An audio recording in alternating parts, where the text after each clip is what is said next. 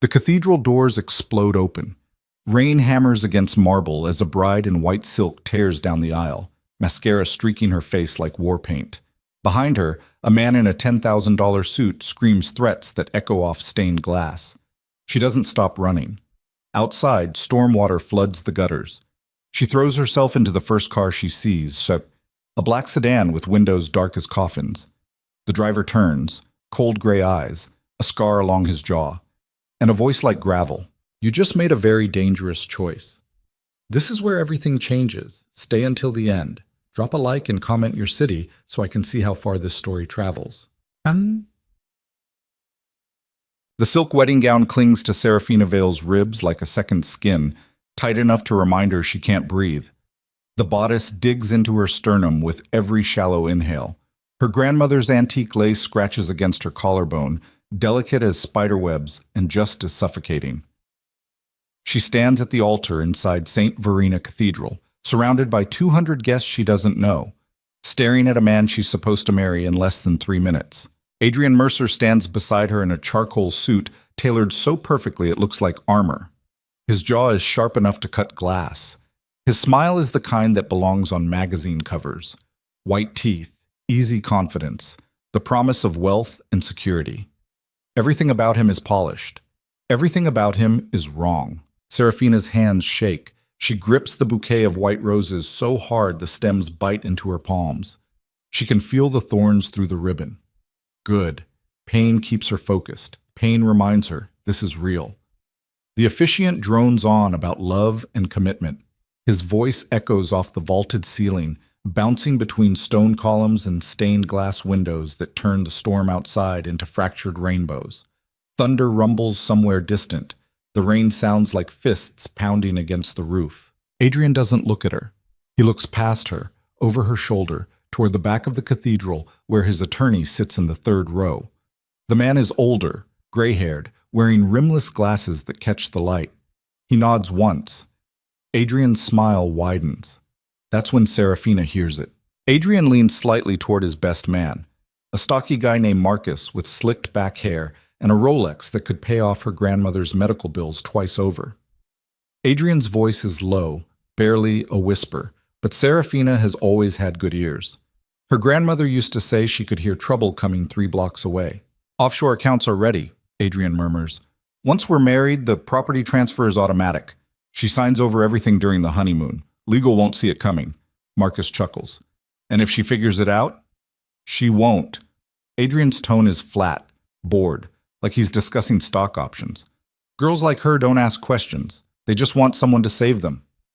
The bouquet slips from Serafina's fingers. White roses hit the marble floor with a sound like bones breaking. Every head in the cathedral turns toward her. Adrian's smile doesn't falter. He bends down, retrieves the bouquet, presses it back into her hands. His fingers are cold. Nervous?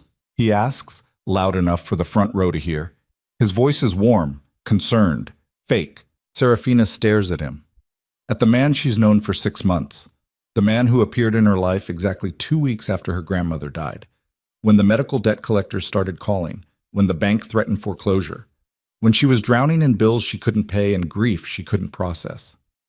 He'd been kind, patient. He'd offered solutions. He'd offered marriage. She'd thought she was lucky. She'd thought wrong. If anyone objects to this union, the officiant says, his voice cutting through the silence, speak now or forever hold your peace. Serafina's mouth opens before her brain catches up.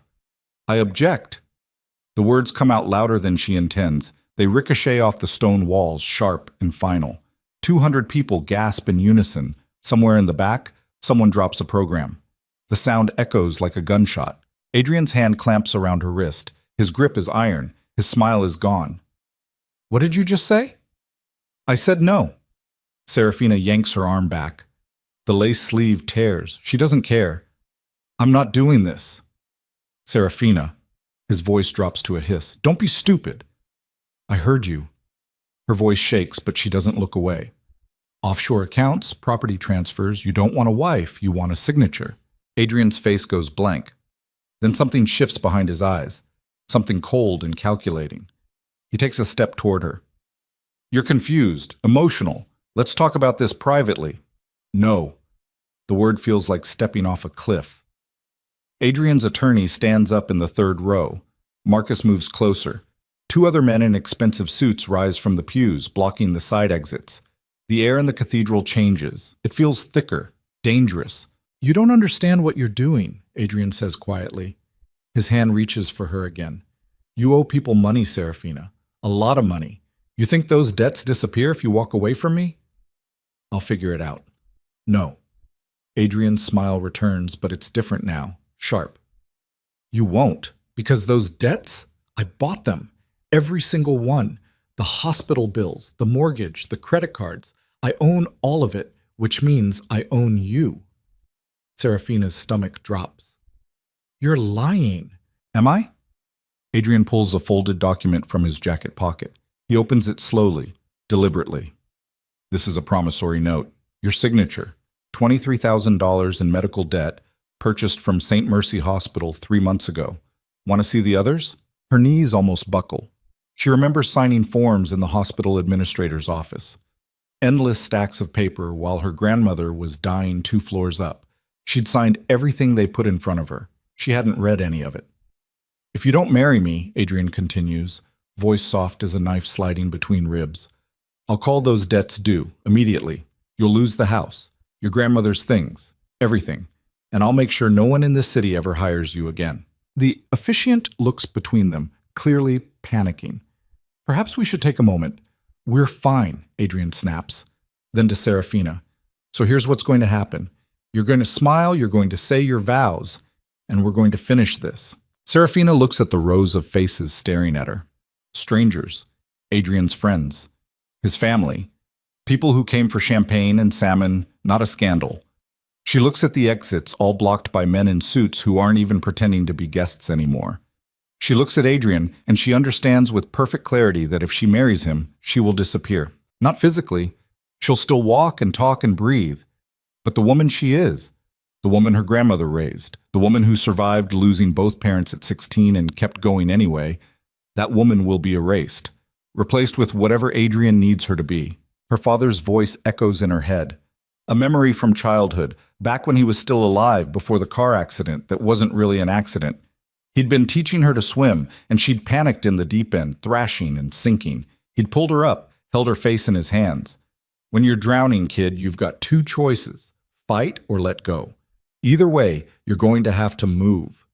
Serafina grabs the skirt of her wedding dress with both hands, and she runs. She doesn't make it 3 steps before Adrian catches her. His hand fists in the lace train, yanking her backward. The fabric rips with a sound like tearing paper. She stumbles, catches herself on the altar rail, spins to face him. Let go of me. You're hysterical, Adrian says, loud enough for everyone to hear, playing to the crowd. Someone call a doctor. Serafina slams her elbow into his ribs. She learned that move in a self-defense class her grandmother insisted she take after moving to the city. Adrian gasps, releases her dress. She kicks off her heels and bolts. The cathedral erupts into chaos. Guests shout. Someone screams. Serafina hears Adrian yelling orders. Stop her! Lock the doors! But she's already moving, bare feet slapping against cold marble, ruined dress streaming behind her like a ghost. She hits the side door at full speed, crashes through into a narrow hallway lined with stone archways. Rain hammers against the windows. Thunder shakes the walls. She can hear footsteps behind her, heavy boots, multiple men, so she doesn't slow down. She bursts through another door, then another, until she's in the cathedral's east wing, surrounded by ancient wooden pews and flickering candles. A hand grabs her shoulder. Serafina screams, twists, swings her fist blindly. It connects with something solid. A man grunts, Marcus, Adrian's best man, and stumbles backward, clutching his jaw.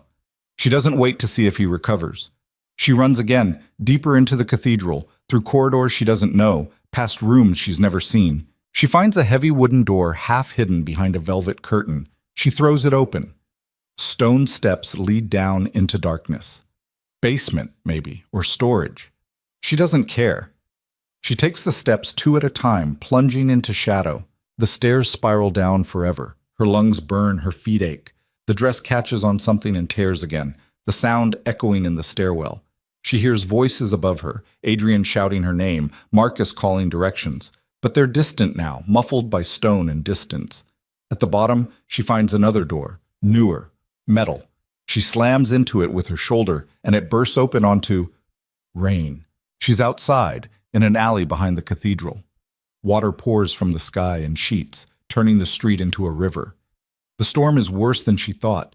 Wind whips her ruined dress around her legs. Lightning splits the sky.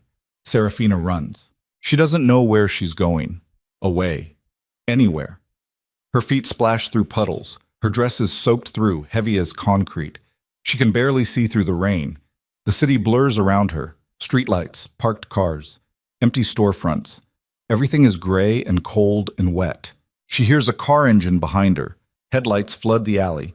She risks a glance back. Black SUV, tinted windows, definitely Adrian's people. She turns a corner, sprinting now, ignoring the pain in her feet and the stitch in her side. The street opens onto a wider avenue. Hotels, restaurants, a few people huddled under awnings staring at her like she's a ghost. She must look insane, barefoot in a destroyed wedding dress, running through a storm like something out of a horror movie. The SUV turns the corner behind her. Serafina's legs are giving out. She can't run anymore. She's going to collapse right here in the middle of the street, and Adrian's men are going to drag her back to the cathedral, and this time there won't be any escape. Then she sees it. A black luxury sedan, idling outside the entrance to the Rothmore Hotel. Engine running, driver's side window cracked open. Someone waiting inside. Serafina doesn't think. She just moves. She wrenches open the rear door and throws herself into the back seat, gasping for air, soaked to the bone, shaking so hard her teeth chatter. For a long moment, no one speaks. Then the driver turns around. He's older than her, early 30s maybe.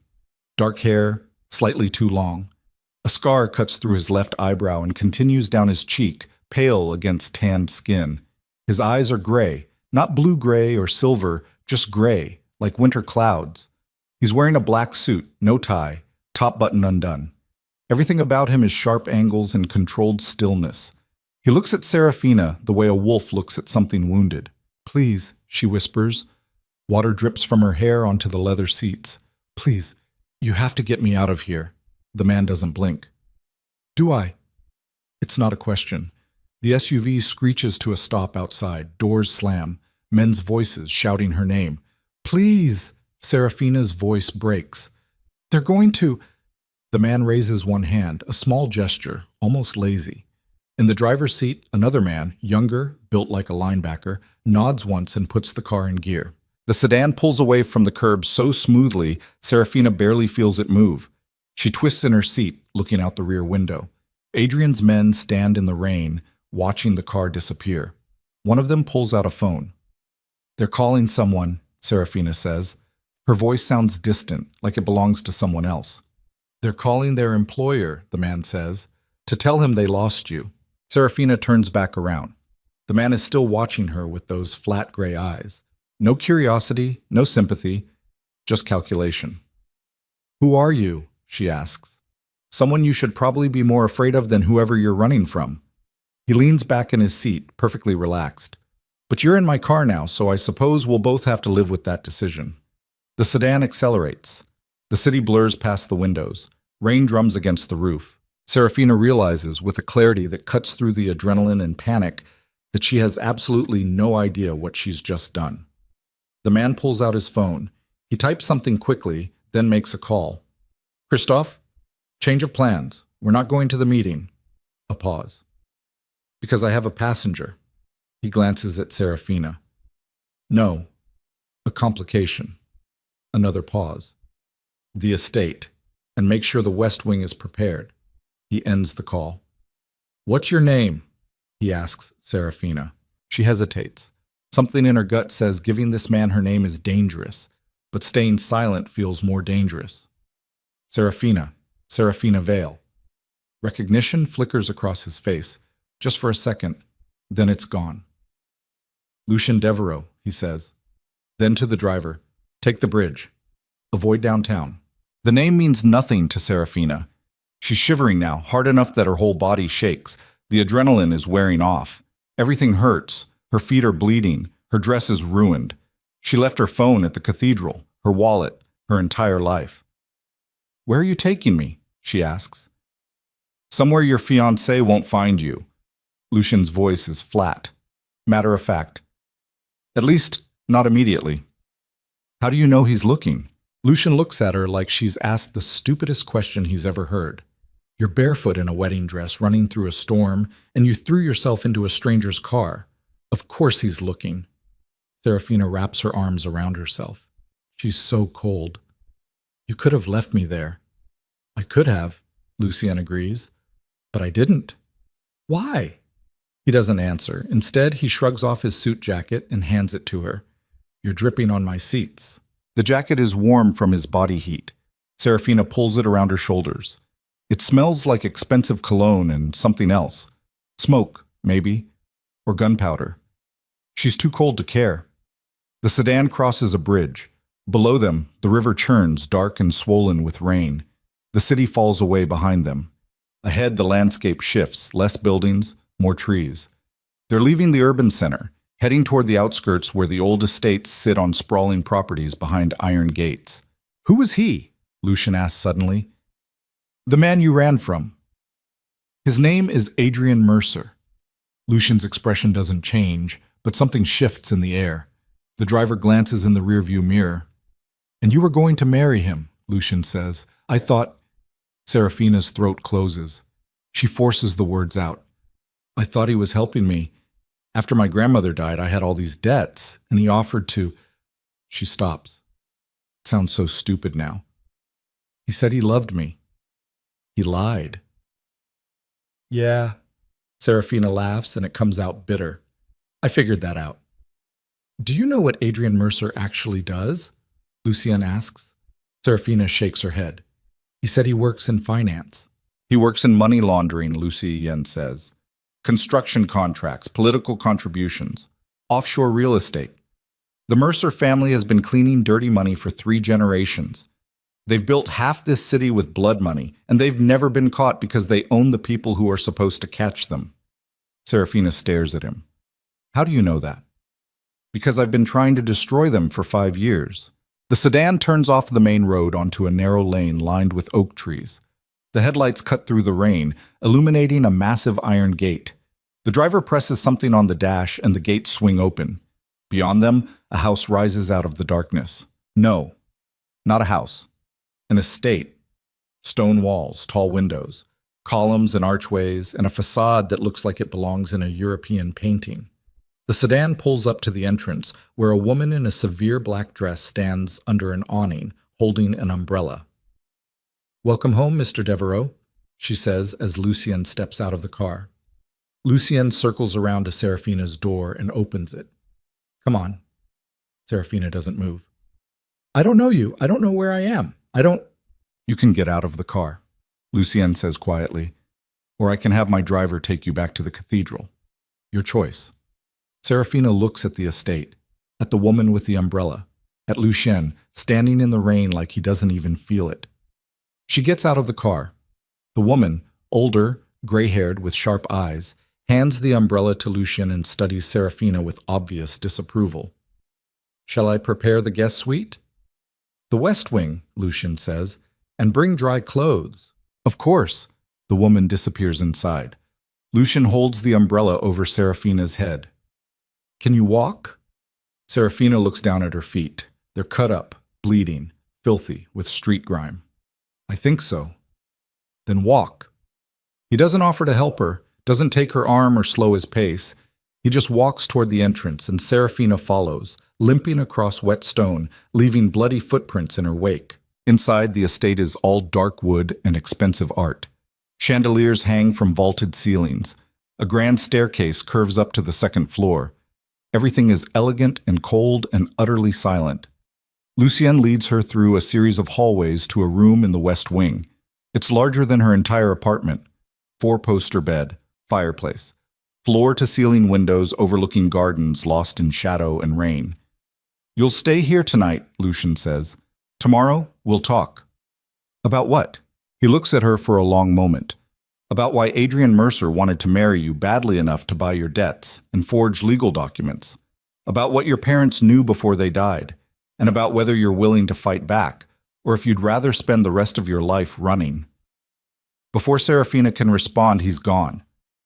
She stands alone in the too-big room, wearing a ruined wedding dress and a stranger's jacket, bleeding onto a Persian rug worth more than her grandmother's house. And she realizes, with the kind of clarity that only comes from hitting absolute rock bottom, that her life will never be the same. Outside, thunder rolls across the sky. The storm isn't over, it's just beginning. Serafina wakes up to silence. Not peaceful silence. The kind that presses against your eardrums like water at the bottom of a pool. She opens her eyes, and for 3 full seconds has no idea where she is. White ceiling, cream-colored walls, sunlight filtering through gauze curtains that probably cost more than her monthly rent used to. Then it all comes back. The cathedral. Adrian. Running. The man in the black sedan with eyes like winter. She sits up too fast. Her head spins. The room tilts sideways before righting itself. She's wearing clothes that aren't hers. Soft gray sweatpants and a white t-shirt that hangs loose on her frame. Someone changed her while she was unconscious. The thought makes her skin crawl, but when she looks down at her hands, she sees her fingernails are clean. No more blood. Her feet are bandaged, white gauze wrapped around both heels and across her toes. On the nightstand sits a glass of water and 2 white pills in a small ceramic dish. No note, no explanation. She doesn't take them. The wedding dress is gone. So is Lucien's jacket. The room is spotless, like last night never happened, like she imagined the whole thing. Except her body tells a different story. Every muscle aches. Her ribs hurt where the wedding dress dug in. Her throat is raw from screaming. When she touches her face, she can feel the ghost of dried tears tight against her skin. She stands. The floor is cold marble. Her bandaged feet make soft shuffling sounds as she crosses to the window and pulls back the curtain. The estate sprawls below her. Manicured gardens, a stone fountain in the center of a circular driveway. Beyond that, woods, thick and dark and endless. No neighbors, no other houses. Just trees and distance and the kind of isolation that feels deliberate. There's a knock at the door. Serafina spins around. Who is it? Breakfast, a woman's voice says. Clipped, professional, the same woman from last night. I'm not hungry. Mr. Devereaux requests your presence in the dining room in 20 minutes. Requests. Right. Serafina looks around the room. No phone, no laptop. The windows don't open. She already tried in the 2 seconds before the knock. She's trapped in a gilded cage, and the only way out is through a man she doesn't know and probably shouldn't trust. Fine, she says. 20 minutes. Footsteps retreat down the hallway. Serafina finds a bathroom attached to the bedroom. It's bigger than her grandmother's kitchen used to be. Marble counters, a shower with 6 different heads, towels so soft they feel obscene. She washes her face, brushes her teeth with a new toothbrush someone left on the counter, and tries not to think about how much surveillance it takes to know someone needs a toothbrush before they ask for one. In the closet, she finds clothes. Women's clothes. Jeans in her exact size, 3 different sweaters, boots that fit her feet perfectly despite the bandages. She pulls on jeans and a black sweater, then sits on the edge of the bed and tries to slow her breathing. Her grandmother's voice echoes in her head. When you don't know the game, kiddo, don't pretend you do. Watch. Listen. And don't trust anyone who's too helpful. Serafina stands. Time to see what Lucien Devereaux actually wants. She finds the dining room by following the smell of coffee. The hallway outside her room leads to a staircase, which leads to another hallway, which opens onto a massive room with floor-to-ceiling windows overlooking the gardens. A long table stretches down the center. Enough chairs for 20 people. Only one is occupied. Lucien sits at the head of the table reading a newspaper. He's wearing dark slacks and a white shirt with the sleeves rolled to his elbows. No jacket. No tie. He doesn't look up when she enters. Sit, he says. Serafina doesn't move. Where's my dress? Burned. You had no right. It was covered in blood and filth. Lucien turns a page, still doesn't look at her. Would you like me to apologize for basic hygiene? Serafina's jaw clenches. She pulls out the chair farthest from him and sits. The table is set with food she didn't ask for. Fresh fruit, pastries, eggs that are still steaming, coffee in a silver carafe. I didn't order this, she says. I know. Lucien finally looks up. Those gray eyes pin her in place. You didn't take the painkillers either. How did you? She stops. Cameras. Of course there are cameras. You're watching me. I'm protecting you. He sets down the newspaper. There's a difference. Protecting me from what? Adrian Mercer filed a missing persons report at 6 this morning. He told the police you had a psychotic break during the wedding and ran into traffic. He's claiming you're a danger to yourself and others. He's also hired a private security firm to find you. 4 men, former military. They're very good at their job. Serafina's stomach drops. He can't do that. He already did. Lucien pours himself coffee. Doesn't offer her any. Your face is on every news station in the city. Runaway bride suffers mental breakdown. The story is already viral. That's not... Serafina's hands shake. She flattens them on the table. I'm not crazy. I know. Then why aren't you helping me go to the police? Lucien's laugh is as short and sharp. Because the police chief plays golf with Adrian's father every Sunday. Because the district attorney owes the Mercer family 3 campaign contributions. Because if you walk into a police station, you'll be in Adrian's custody within the hour, and this time there won't be a convenient car to jump into. Serafina stares at him. So what am I supposed to do? You're supposed to eat breakfast, Lucien says, and then you're going to tell me why Adrian Mercer was willing to forge documents and buy your debts just to marry you. I already told you, I don't know. Yes, you do. Lucien leans back in his chair. You just don't want to believe it. Serafina's throat tightens.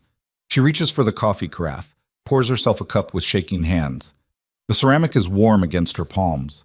She takes a sip. It's perfect, dark and bitter and exactly what she needs.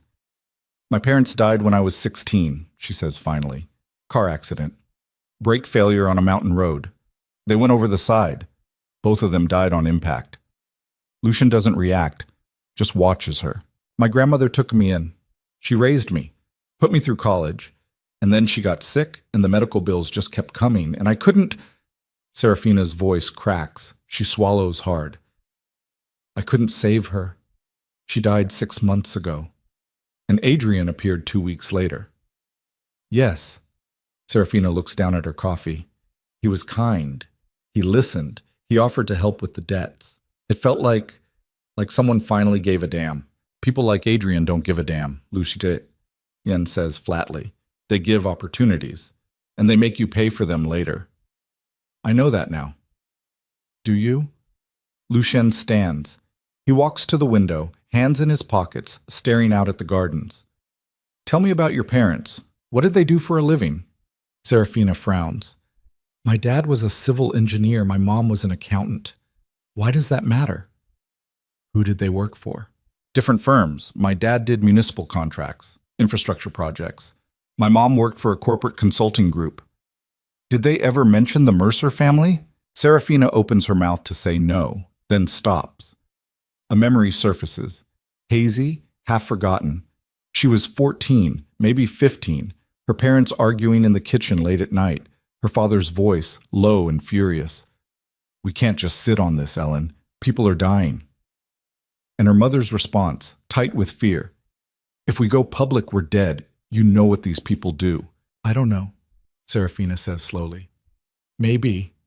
They argued a lot toward the end. My dad wanted to report something. My mom was scared. Report what? I never found out. They died 3 months later. Lucien turns from the window. Your parents uncovered something bad enough that the Mercers had them killed, and Adrian married you to find out what they knew and where they hid it. That's insane. Is it? Lucien crosses back to the table. He pulls a folder from beneath the newspaper and slides it toward her.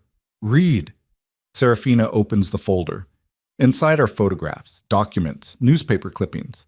The first photo shows her father standing outside a construction site, hard hat in hand, talking to another man. The other man's face is circled in red ink. Who is that? Serafina asks. Thomas Mercer, Adrian's uncle. He ran the family's construction division until he was indicted for bribery in 2009. The charges were dropped after 3 witnesses recanted their testimony. One of them disappeared. The other 2 died in separate accidents within 6 months. Serafina's hands go numb. She flips through more photos. Her her mother outside a corporate office building, her father in a suit, shaking hands with a man identified as City Councilman Robert Vance, convicted 2011, corruption. More names, more faces, all connected by red lines drawn in marker. Your father's engineering firm won contracts to build housing developments, Lucien says. Except the developments were never finished. The city paid millions. The Mercers pocketed the money.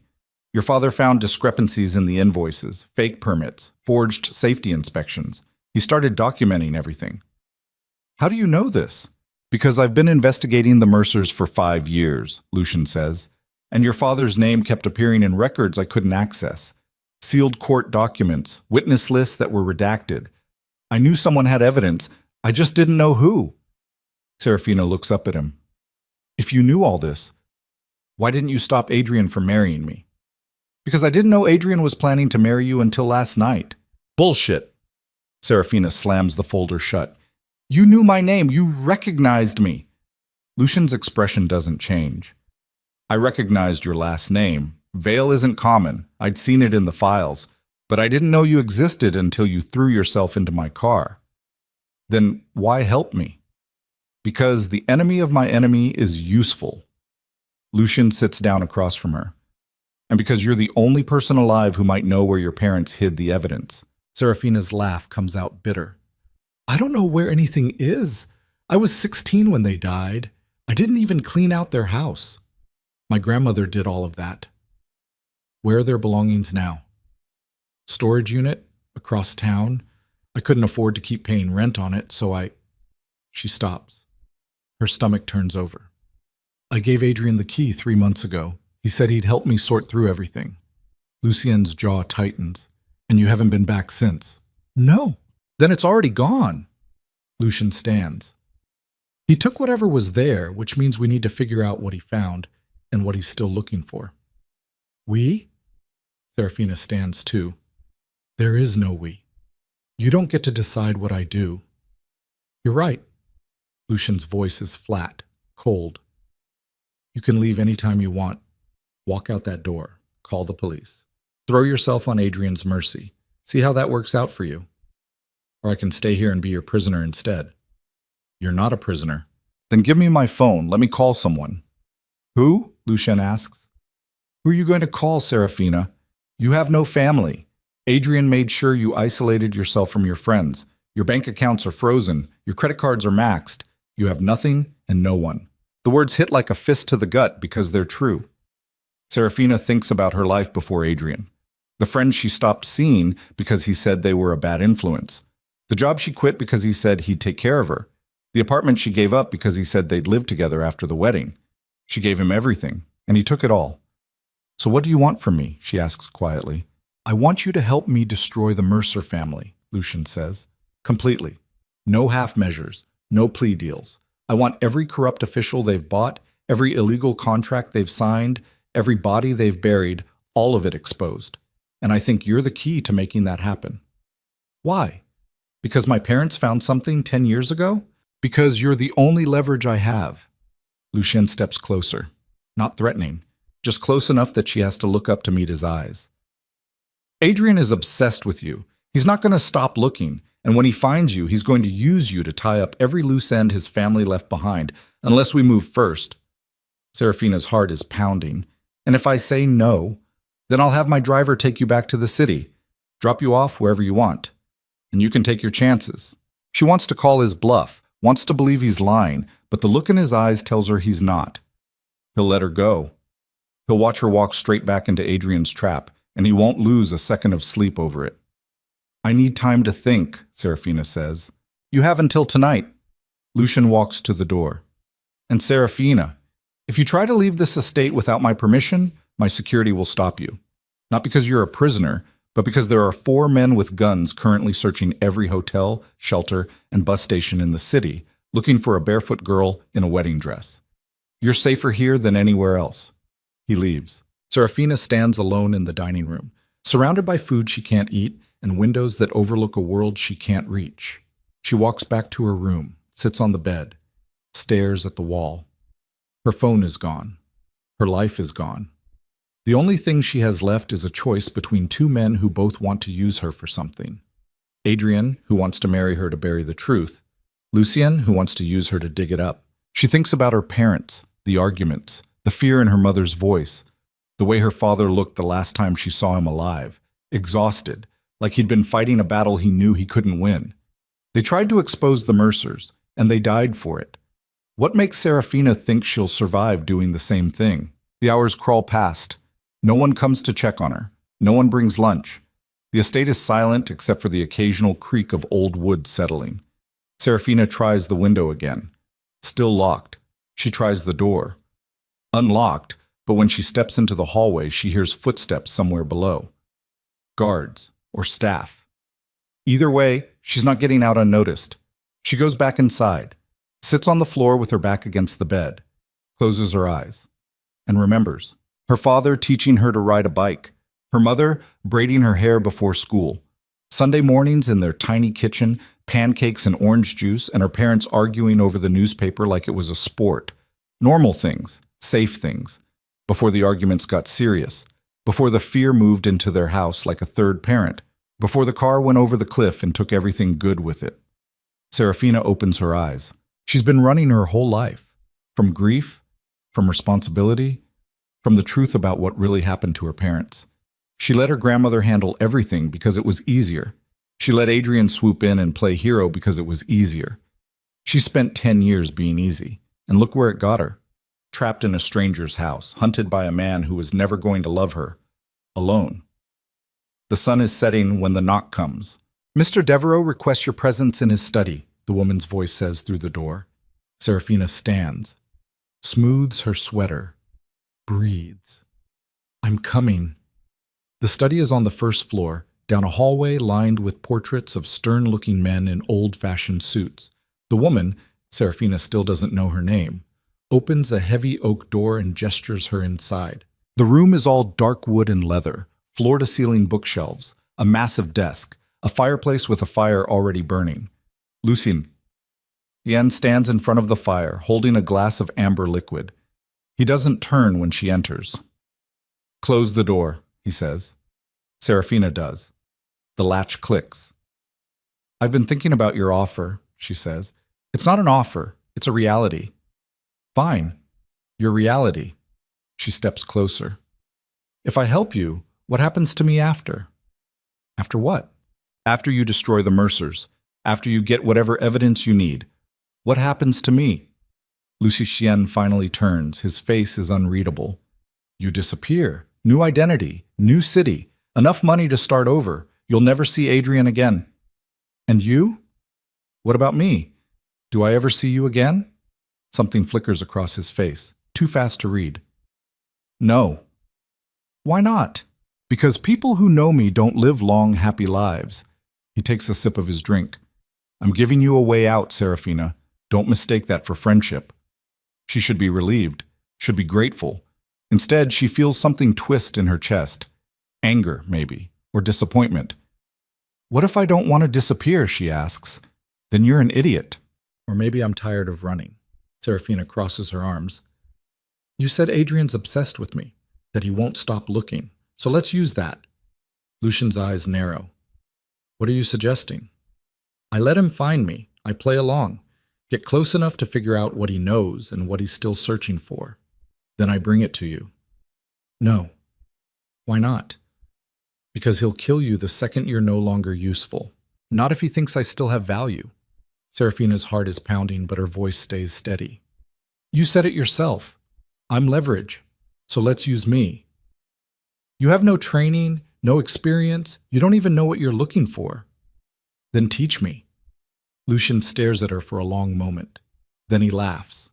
It's not a kind sound. "You think this is a game. You think you can walk back into Adrian's life and play spy. You have no idea what these people are capable of. They killed my parents, and they'll kill you too." "Maybe." Serafina steps closer. Close enough to see the scar on his face in detail.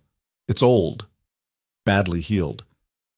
"But at least I'll go down fighting instead of hiding.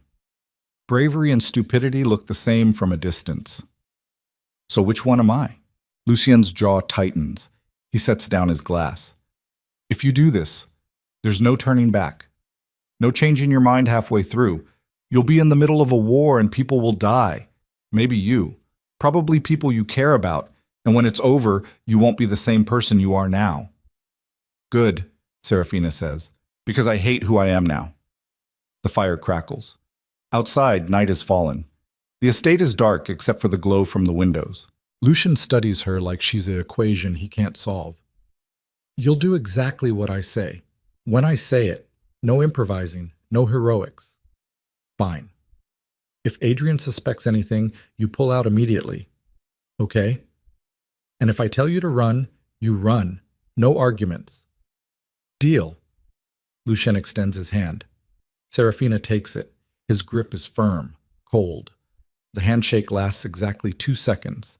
Then he releases her and steps back. We start tomorrow, he says. Tonight you rest, eat, get your strength back. What happens tomorrow? Tomorrow, we make you disappear just long enough to make Adrian desperate. Lucian walks to his desk and pulls out a laptop.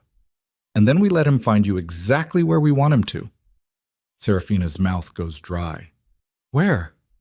Lucian opens the laptop, pulls up a series of photographs. They show a building, old, industrial, on the outskirts of the city. Broken windows, graffiti-covered walls. Your parents' storage unit, he says. Adrian cleaned it out 3 months ago, but he didn't find everything. How do you know? Because I had someone watching the unit. They saw what Adrian took. Boxes of old files, photo albums, your mother's jewelry. But they also saw what he left behind. He clicks to another photo. This one shows the inside of a storage unit. Empty except for one thing, a metal filing cabinet pushed against the back wall. Your father was an engineer, Lucian says. He built things, including a false bottom in that cabinet. Adrian's people never found it. Serafina's breath catches. What's inside? I don't know. I haven't opened it. I was waiting for the right moment. Lucian looks at her. And for the right person. You want me to go there? With you. Tomorrow night, after dark. We go in, we get what's inside, and we leave. Fast. And if Adrian's watching the unit? He is. Which is why we're going to make sure he sees you. Lucien closes the laptop. You're going to walk in alone, unarmed, looking for answers, and when Adrian's men grab you, you're going to let them. Serafina's heart stops. What? They'll take you to Adrian. He'll think he's won. He'll let his guard down, and that's when you'll get him to tell you everything. And if he doesn't let his guard down? If he just kills me? He won't. Lucian's voice is certain. Because he needs you. He needs whatever your father hid, and he thinks you're the only person who can lead him to it. So he'll keep you alive. At least long enough for us to get what we need. Serafina's legs feel weak. She sits down hard in one of the leather chairs. This is insane. Yes. I could die. Yes. And you're okay with that? Lucien pours himself another drink. No, but I'm willing to accept the risk if you are. Serafina looks at the fire. The flames twist and curl, devouring wood, leaving nothing but ash. She thinks about her parents, about her grandmother, about every person the Mercers have destroyed. She thinks about Adrian's smile, the way he looked at her like she was property. She thinks about the woman she's been for the last 10 years, small, scared, easy to break, and she decides she's done being that woman. I'm in, she says. Lucien nods. Then we have 24 hours to prepare. Get some sleep. Tomorrow's going to be a very long day. Serafina stands to leave. She's almost at the door when Lucien speaks again. Serafina, she turns. If this goes wrong, he says quietly, if Adrian figures out what you're doing, I won't be able to save you. Do you understand that? Yes? And you're still willing to do this? It's not a question, but Serafina answers anyway. Someone has to. She leaves the study, walks back to her room, sits on the bed and stares at the ceiling until her eyes burn and her breathing evens out. Somewhere in the city, Adrian Mercer is searching for her. Tomorrow night, she's going to let him find her, and then she's going to burn his entire world to the ground. The 24 hours pass like a countdown to execution. Serafina spends the morning in Lucien's study, memorizing floor plans of the storage facility. Exits, security cameras, blind spots. Lucien's voice is clinical as he walks her through each detail, pointing to blueprints spread across his desk like battle maps. His finger traces a route from the main entrance to Unit 247, where her parents' filing cabinet waits in the dark. You'll have approximately 90 seconds from the time you enter the building until Adrian's men reach you, Lucian says. Maybe less if they're already inside. What do I do when they grab me? Don't fight. Don't run. Act terrified, confused. Tell them you came looking for your parents' things because you don't know where else to go. Lucian taps the blueprint. Make them believe you're broken. Serafina looks at the map. The storage unit is in a converted warehouse district, surrounded by abandoned factories and empty lots. No witnesses. No help. Just concrete and shadows, and men with guns. What if they just shoot me? She asks. They won't. Not until Adrian gives the order, and he won't give that order until he's certain you can't lead him to the evidence. Lucian straightens. But if I'm wrong, if they pull a weapon, you scream, loud as you can. I'll have people positioned 3 blocks out. They'll move fast. 3 blocks? Serafina laughs, and it sounds hollow. That's not close enough. It's as close as I can get without tipping Adrian off. Lucian's jaw tightens. This only works if he thinks you came alone. If he suspects a trap, he'll disappear, and we'll lose our only chance. Serafina stares at the blueprint until the lines blur together. How do you know he'll even be there? Because Adrian doesn't delegate when it comes to loose ends. He'll want to see your face when you realize you've lost. Lucien's voice drops. Men like him need the control, the power. He'll be there. The afternoon stretches on. Lucien's staff brings food she doesn't eat, water she forces down. At some point, the woman in the black dress, Marguerite, Serafina finally learns, appears with a new outfit, dark jeans, black jacket, boots with soft soles. For tonight, Marguerite says. No emotion in her voice, just efficiency. Serafina changes, looks at herself in the mirror. She looks like someone preparing to disappear, which, she supposes, is exactly what she's doing, one way or another. By the time the sun sets, her nerves are frayed to nothing. She sits in her room, watching darkness swallow the gardens outside her window, and tries to remember what her father's voice sounded like. She can't. It's been too long. The memory is worn smooth, like a stone rubbed too many times. The knock comes at 8. It's time, Lucian says from the hallway. Serafina opens the door. Lucien is dressed in all black. Tactical gear, she realizes. Vest, holster. He looks like someone going to war. You're coming with me? She asks. To the perimeter, not inside. He hands her a small device. It looks like a hearing aid. Earpiece, 2-way audio. I'll be able to hear everything.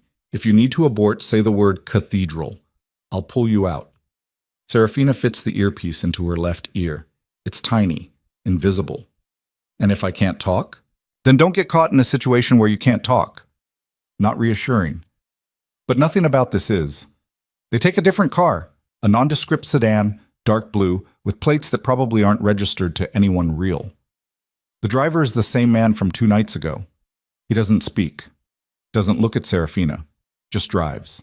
The city slides past the windows, streetlights, traffic, people living normal lives, heading home from work, unaware that in a warehouse across town, something is about to break open. Lucian sits beside her in the back seat, silent. His hand rests on his knee, fingers drumming a slow rhythm. It's the first nervous gesture she's seen from him. You don't have to do this, he says suddenly. Serafina turns. Yes, I do. No, you don't. I can find another way. How long have you been looking for another way? Lucian doesn't answer. That's what I thought. Serafina looks back out the window. This is the only way. You know it. I know it. So let's stop pretending it's anything else. They drive in silence for another 10 minutes. The neighborhoods change, buildings get older, streets get darker. Fewer cars, fewer lights. The warehouse district looms ahead, a sprawl of forgotten industry slowly being reclaimed by rust and weeds. The driver pulls over 3 blocks from the storage facility, kills the engine. This is as far as we go, Lucien says. He opens the door, steps out. Serafina follows. The night air is cold, smells like oil and wet concrete. In the distance, a dog barks. Closer, something metal rattles in the wind. Lucien leads her to the corner of a building, points down the street. 2 blocks. Straight line. The facility is the red brick building with the roll-up doors. Unit 247 is on the second floor. Stairs are on the east side. Serafina's mouth is dry. Her heart pounds so hard she can feel it in her throat. Okay. Remember, 90 seconds. Don't open the filing cabinet. Don't touch anything. Just let them take you. I know. Lucien looks at her. Really looks at her, like he's memorizing her face. If this goes wrong, it won't. If it does, he continues, voice hard, and you die because I sent you in there, that's on me, not you. Understand? Serafina nods. She doesn't trust her voice. Lucien reaches into his jacket, pulls out a knife. Small. Folding blade. He presses it into her hand. Hide this. Don't use it unless you have no other choice, and if you use it, go for the throat. Anything else just makes them angry. Serafina slips the knife into her boot. The weight of it is cold against her ankle. Test the earpiece, Lucien says. Can you hear me? Serafina whispers. Lucien taps his own ear. Perfectly. Now go. She walks. 2 blocks feels like 2 miles.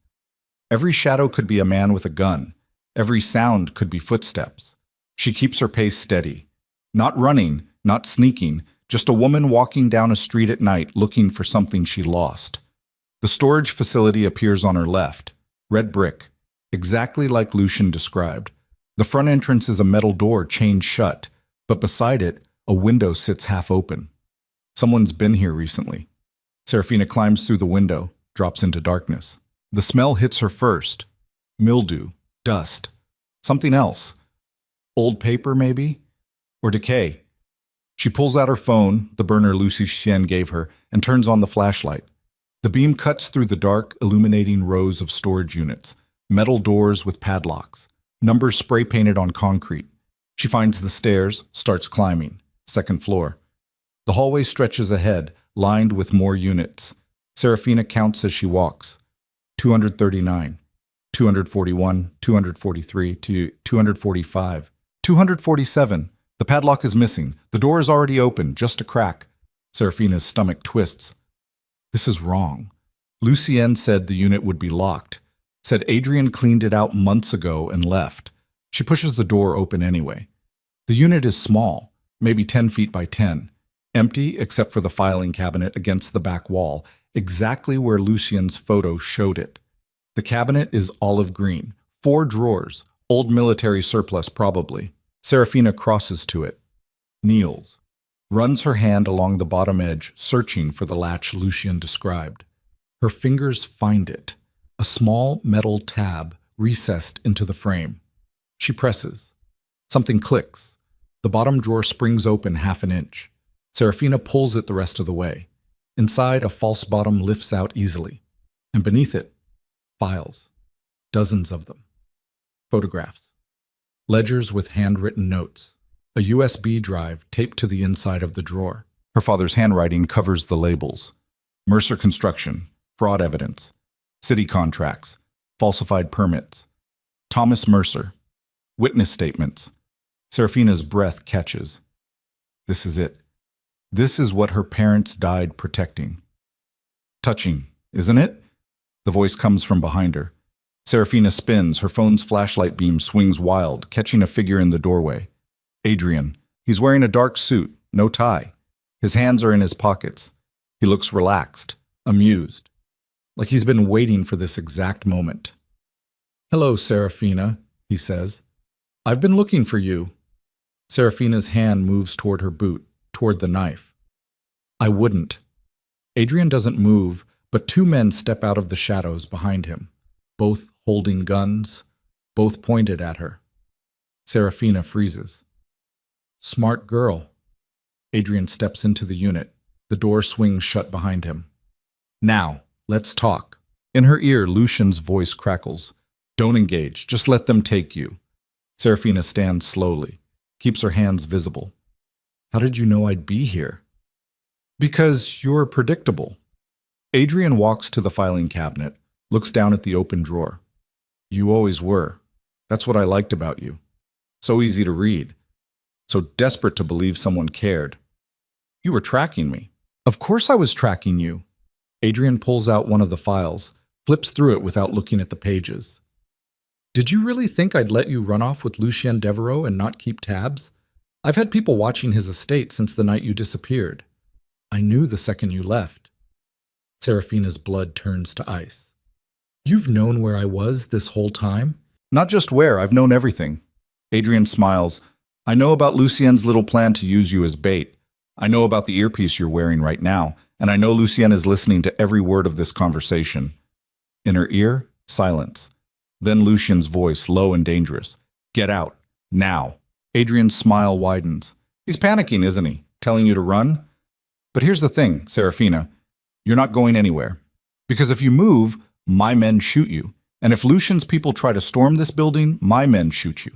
So really, the only question is how long you stay alive, and that depends entirely on how useful you are. I don't know anything. Liar. Adrian drops the file back into the drawer. Your father built this hiding spot. Your mother filled it with evidence. And you expect me to believe they never told you where it was? They didn't, I swear.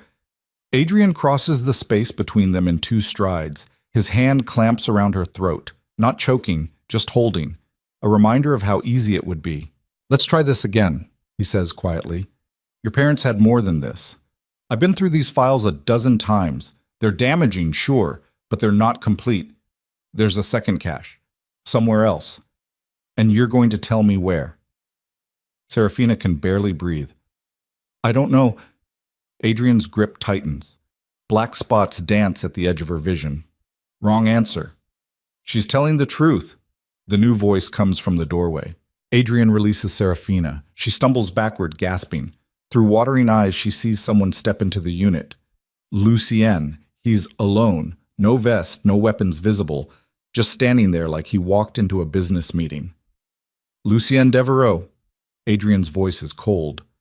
Wasn't expecting you to join us personally. Wasn't expecting you to be stupid enough to monologue. Lucien's eyes flick to Serafina. You okay? She nods. Can't speak yet. Touching. Adrian gestures to his men. They adjust their aim, both guns now pointed at Lucien. But ultimately pointless. You walk in here unarmed, thinking what? That I won't kill you? I'm thinking you're smarter than that. Lucien's voice is calm, too calm. You kill me, my people level this building. Everyone inside dies, including you. Mutually assured destruction. How tedious. Adrian pulls a gun from his jacket, points it at Serafina. Here's a better idea. You tell me where the second cache is, or I shoot her. Right now. In the head. Lucien doesn't react. There is no second cache. Bullshit. It's the truth. Her parents only had one hiding spot. This one. Everything else was destroyed in the car accident. Lucien's eyes are flat, dead. I've been chasing a ghost for 5 years. And so have you. Adrian's jaw tightens. You're lying. Am I? Lucien gestures at the filing cabinet. Look at what's there. Financial records, photographs, witness statements, everything you need to bury your family. But nothing that directly ties you to the murders. Nothing with your signature. Your uncle's? Sure. Your father's? Absolutely. But you? You're clean. You always made sure of that. Adrian's gun doesn't waver. So what's your play here, Devereaux? You think I'm just going to let you walk out with the evidence? No. I think you're going to kill us both and burn this place to the ground. Lucien's smile is sharp. But first, I think you're going to wonder why I walked in here alone. Why I didn't bring my security team. Why I'm standing here, unarmed, without a plan. Enlighten me, because this was never about the evidence. Lucien's voice drops. This was about getting you in the same room as Serafina. And once you were here, making sure you said everything I needed you to say. Adrian's expression shifts. What? The earpiece isn't just for listening, Lucien says. It's transmitting. Everything you've said in the last 5 minutes is being recorded. And right now it's being broadcast live to every major news outlet in the city. The threats, the admission that you've been tracking Serafina, the way you just confirmed your family's involvement in fraud and corruption. Lucien's smile widens.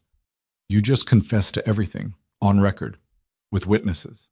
Adrian's face goes white, then red. You son of a... He swings the gun toward Lucien. Serafina moves without thinking. She lunges forward, slamming into Adrian's arm. The gun goes off. The sound is deafening in the small space. The bullet punches through the wall, missing Lucian by inches. One of Adrian's men fires. Serafina doesn't see where the bullet goes. She's too focused on Adrian, on the gun in his hand, on stopping him from firing again. They hit the ground together. Adrian's elbow catches her in the ribs. Pain explodes through her chest. She gasps, tries to roll away.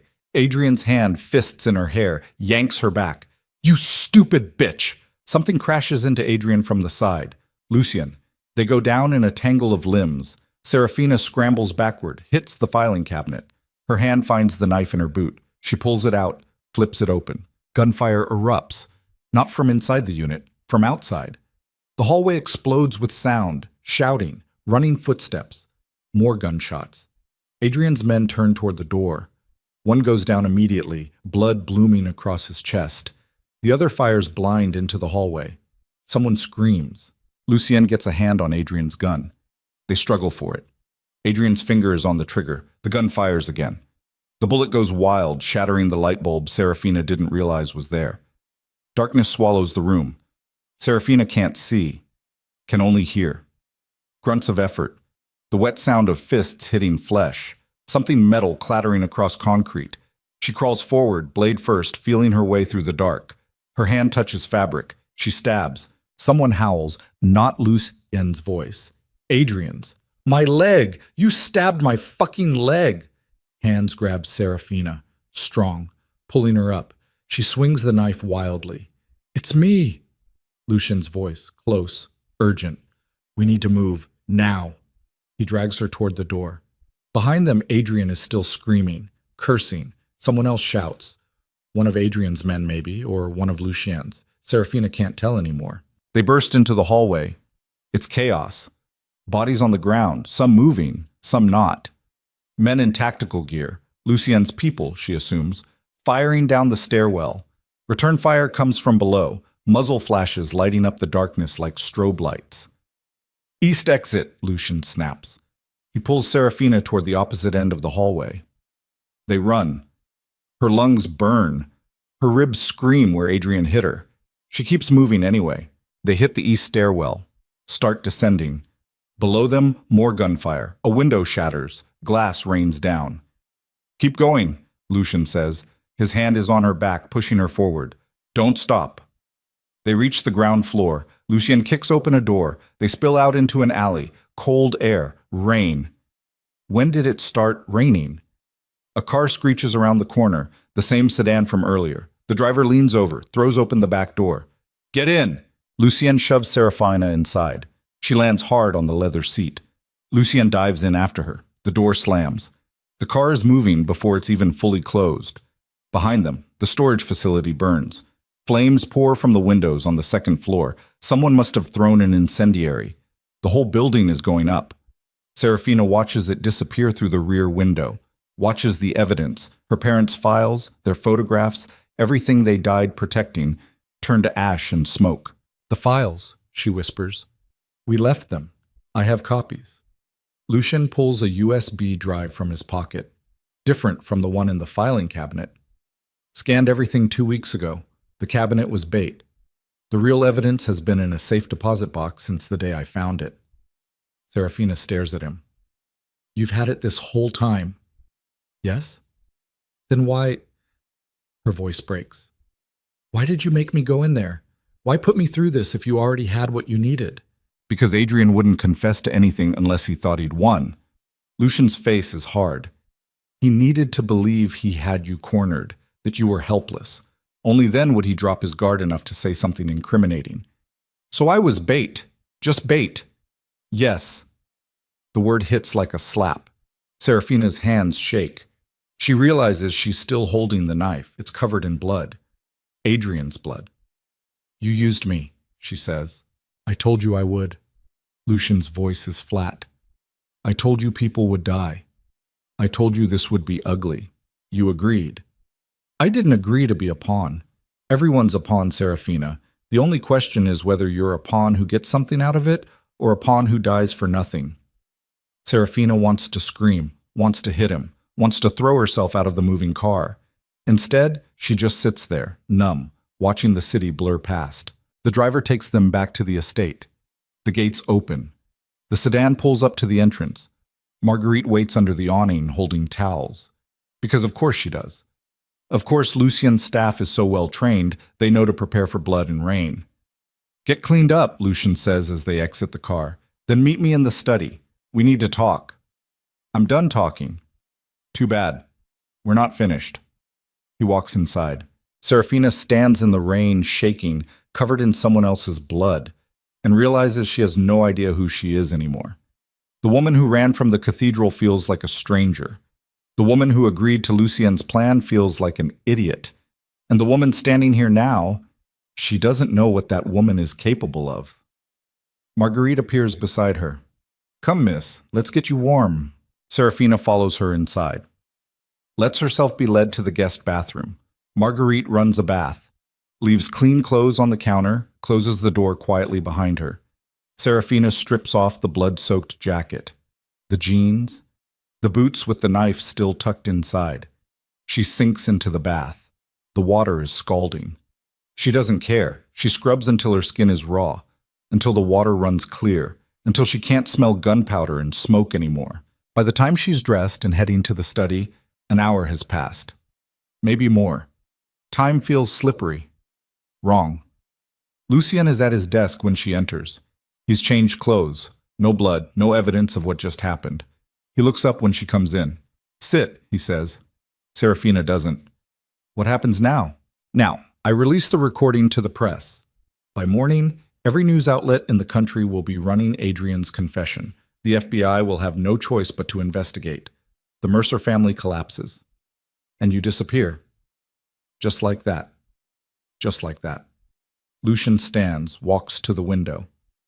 "I'll set you up with a new identity. Transfer funds to an offshore account. You can go anywhere, be anyone." "And you?" "I finish what I started. There are still people who helped the Mercers, judges, politicians. They all need to burn. More bodies. If necessary." Lucien turns to face her. "I never pretended to be a good man, Serafina. I told you what this was, what I was. You chose to help anyway. Because I thought we were partners. We were never partners. We were allies. Temporarily." The words are cold, clinical, like she's a contract that's reached its expiration date. "Did you ever care?" Serafina asks. "Even a little?" Lucien's expression doesn't change. "No." She waits for it to hurt. It doesn't. Maybe she's too numb. Or maybe she knew all along. "Then I guess we're done," she says. "Yes." Serafina turns to leave. "Serafina." She stops, doesn't turn around.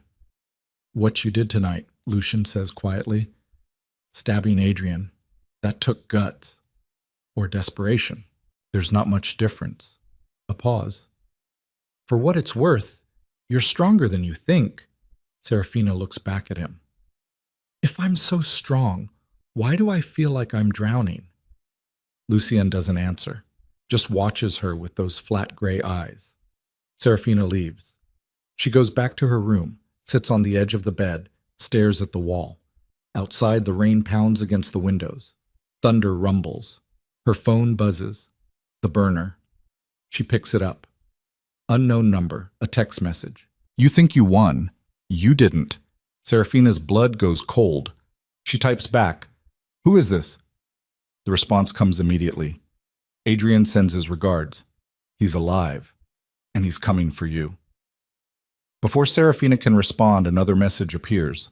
A photo. It's her, standing in Lucien's driveway, taken from a distance. Tonight, after the storage facility. Someone was watching. Someone followed them back. Serafina's hands shake so hard she drops the phone. It hits the floor, screen cracking. She runs to the door, throws it open. "Lucien!" No response. She sprints down the hallway, through the house, to the study. The door is open. The room is empty. On the desk, a note. Lucien's handwriting. Had to leave. Emergency at the docks. Back by dawn. Serafina reads it twice. 3 times. Her mind is screaming. He left. He left her here alone. And Adrian knows where she is. A sound from downstairs. Glass breaking. Serafina's breath stops. Footsteps. Multiple people. Moving through the house. She backs away from the study. Her eyes scan for weapons. Nothing. Just books and furniture and expensive art that won't stop a bullet. The footsteps are closer now, coming up the stairs. Serafina runs. She makes it to her room, locks the door, grabs the knife from her discarded boots. It's still covered in Adrian's blood. She holds it in both hands. The footsteps stop outside her door. A voice. Low. Male. Not Adrian. "We know you're in there." Serafina doesn't respond. "Mr. Mercer wants to talk. You can come willingly, or we can break down this door. Your choice." "Lucien will kill you," Serafina says. Her voice shakes. The man laughs. "Lucien's not here, and by the time he gets back, you'll be long gone." The door shudders. They're kicking it. The lock won't hold. Serafina looks around wildly. Window. Too high to jump. Bathroom. No exit. Closet. The door splinters, cracks. One more kick and it'll give. Serafina makes a choice. She throws open the window. The rain lashes her face. Below, a trellis clings to the side of the house.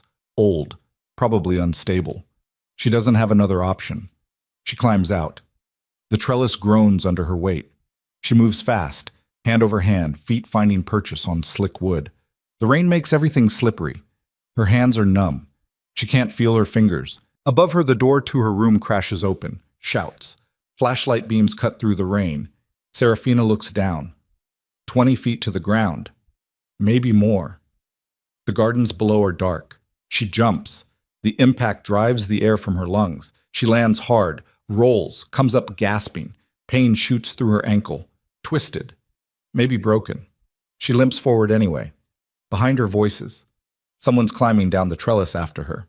Serafina runs into the darkness, into the rain, into the endless woods that surround Lucien's estate. She has no shoes, no phone, no weapon except a knife covered in blood. And somewhere behind her, Adrian's men are hunting. She runs until her lungs give out, until she can't hear footsteps anymore, until the estate is just a distant glow through the trees. Then she collapses against a tree trunk, gasping, shaking, and realizes with perfect clarity that she's completely alone. Lucien's gone.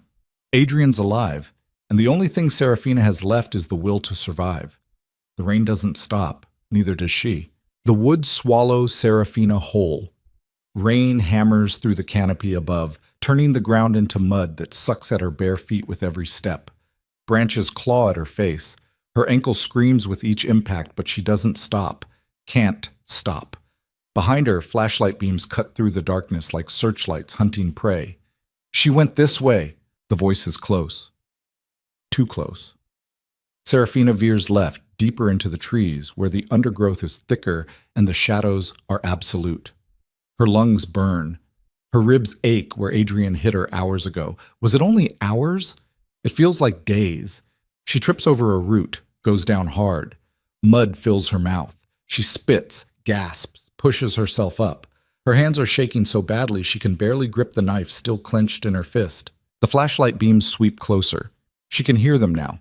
Boots crushing wet leaves, voices calling coordinates to each other like they're running a military operation. Which they probably are. Adrian doesn't hire amateurs.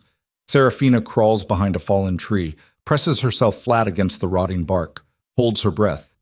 2 men pass within 10 feet of her. She can see their faces in the flashlight glow. Young, professional, earpieces, tactical vests. One of them speaks into a radio. "Section C clear, moving to D." They walk past. Serafina waits until she can't hear them anymore. Then she moves, slower this time, quieter.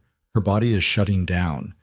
The adrenaline that got her out of the house is fading fast, leaving nothing but pain and exhaustion. She needs to find help. A road. A house, something. But all she finds is more trees. The woods stretch on forever, dark and wet and endless. Serafina has no idea which direction leads to civilization. For all she knows, she's walking in circles. She could be 5 miles from the estate or 50 feet. Her ankle gives out. She collapses against a tree, breathing hard. Blood runs down her feet from a dozen cuts. Her clothes are soaked through. She's shivering so hard her teeth chatter. This is how people die, she thinks. Not from bullets or knives, from exposure, from giving up. She closes her eyes. Just for a second. Just to rest. When she opens them, it's lighter. Not much. Just enough to see the sky through the trees turning from black to gray. Dawn. How long was she unconscious? Minutes? Hours? She tries to stand. Her legs won't cooperate. Everything hurts. Everything is cold. Then she hears it. An engine. Distant, but real. Serafina forces herself upright, follows the sound. It takes forever. Every step is agony. But the sound gets louder, closer, until she breaks through the tree line and sees it. A road. 2 lanes. Cracked asphalt. Empty except for a single pair of headlights approaching from the south. Serafina stumbles into the middle of the road, waves her arms. The car slows, stops. A truck, actually. Old. Rust along the wheel wells, the driver's window rolls down. A man leans out, mid-50s, weathered face, flannel shirt. Jesus Christ, he says. What happened to you? Please. Serafina's voice is barely a whisper. I need help. Someone's trying to kill me. The man's eyes narrow. He looks her up and down. Takes in the mud, the blood. The knife still clenched in her hand. Get in, he says. Serafina climbs into the passenger seat. The cab smells like coffee and cigarettes. The man puts the truck in gear and accelerates. There a hospital nearby? Serafina asks. 20 minutes north. The man glances at her. You need police? No. The word comes out too fast, too desperate. No police. The man doesn't argue, just drives. After a minute, he reaches behind the seat and pulls out a jacket, hands it to her. You're shaking. Serafina wraps herself in it. It's warm, smells like motor oil. She closes her eyes and tries not to think about Adrian's men still searching the woods. About Lucien, wherever he is, who left her alone and unprotected. About how she has absolutely no plan beyond surviving the next 5 minutes. The truck hits a pothole. Serafina's eyes snap open. Through the windshield, she sees something that makes her blood freeze. A black SUV. Pulled across the road. Blocking both lanes. Shit, the man mutters. He slows the truck. Stops 20 feet from the SUV. 3 men step out. Tactical gear. Guns. One of them walks toward the truck. Taps on the driver's window. The man rolls it down. Problem, officer? Not an officer.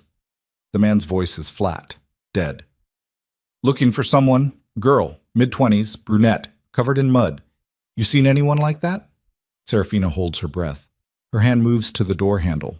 The driver hesitates, just for a second. Nope. Haven't seen nobody. The man outside looks past him, looks directly at Serafina. That's her. Everything happens at once. The driver shouts. Serafina throws open the passenger door and rolls out, hits the pavement hard, gets up running. Behind her, gunfire. The truck's windshield explodes. The driver screams. Serafina doesn't look back. She sprints across the road, into the ditch on the opposite side, scrambling up the embankment. More gunshots. Bullets tear through the grass beside her. She makes it over the top. Finds herself in an open field. No cover. Nowhere to hide. She runs anyway. The field stretches forever. Her lungs are on fire. Her legs are lead. She can hear boots pounding behind her, getting closer. A hand grabs her shoulder, yanks her backward. She spins, swings the knife blindly. It catches the man across the forearm. He curses, releases her. She stumbles back. He's young, maybe 30. Blood soaks through his sleeve where the blade cut him. You little bitch, he says. He pulls a gun. Serafina throws the knife. It's a terrible throw. No accuracy. But it's enough to make him flinch. She turns and runs again. The gun fires. Once, twice. She feels the bullets pass close enough to hear them whistle. Then she's at the far edge of the field. Trees again. She crashes through them. Her foot catches on something and she goes down. Rolls, comes up gasping. The man is right behind her. Serafina grabs a rock. Swings it as hard as she can. It connects with the side of his head. He drops like someone cut his strings. She doesn't wait to see if he gets up. She runs. The trees thin out. She sees buildings ahead. A town. Small. Maybe a few hundred people. Streets, houses. A gas station with lights on. Serafina runs toward it. Her vision is blurring. Black spots dance at the edges. She's not going to make it. She knows she's not going to make it, but she keeps running. She crashes through the gas station door. A bell chimes. The clerk behind the counter looks up. His eyes go wide. "Call the police," Serafina gasps. "Please, someone's trying to..." The door opens behind her. The clerk's hand moves towards something under the counter. Serafina turns. It's not Adrian's man. It's Lucien. He's covered in blood. Not his blood, she realizes. Someone else's. His shirt is torn. There's a cut above his left eye. He looks like he's been through a war. "Get away from her," the clerk says. He's pulled out a shotgun, has it pointed at Lucien. Lucien doesn't even look at him, just at Serafina. "We need to go, now." "How did you find me?" "Tracker in the jacket Marguerite gave you. I've been following you since you left the estate." He takes a step forward. The clerk cocks the shotgun. Lucien still doesn't look at him. "Serafina, we don't have time for this. Adrian's men are 30 seconds behind you." "You left me," Serafina says. Her voice cracks. "You left me alone and they came." "I know, and I'm here now." Lucien's voice is urgent, raw. "I made a mistake, but if you don't come with me right now, you're going to die. So you can hate me later. Right now, you need to move." The clerk adjusts his grip on the shotgun. "She's not going anywhere with you." Lucien finally looks at him. "You pull that trigger, you'll be dead before the pellets leave the barrel. I have a sniper on the roof across the street. Red dot on your chest. Check." The clerk looks down. His face goes pale. There's a tiny red dot on his shirt, right over his heart. "Now put the gun down," Lucien says quietly, and we all walk away. The clerk sets the shotgun on the counter, steps back, hands up.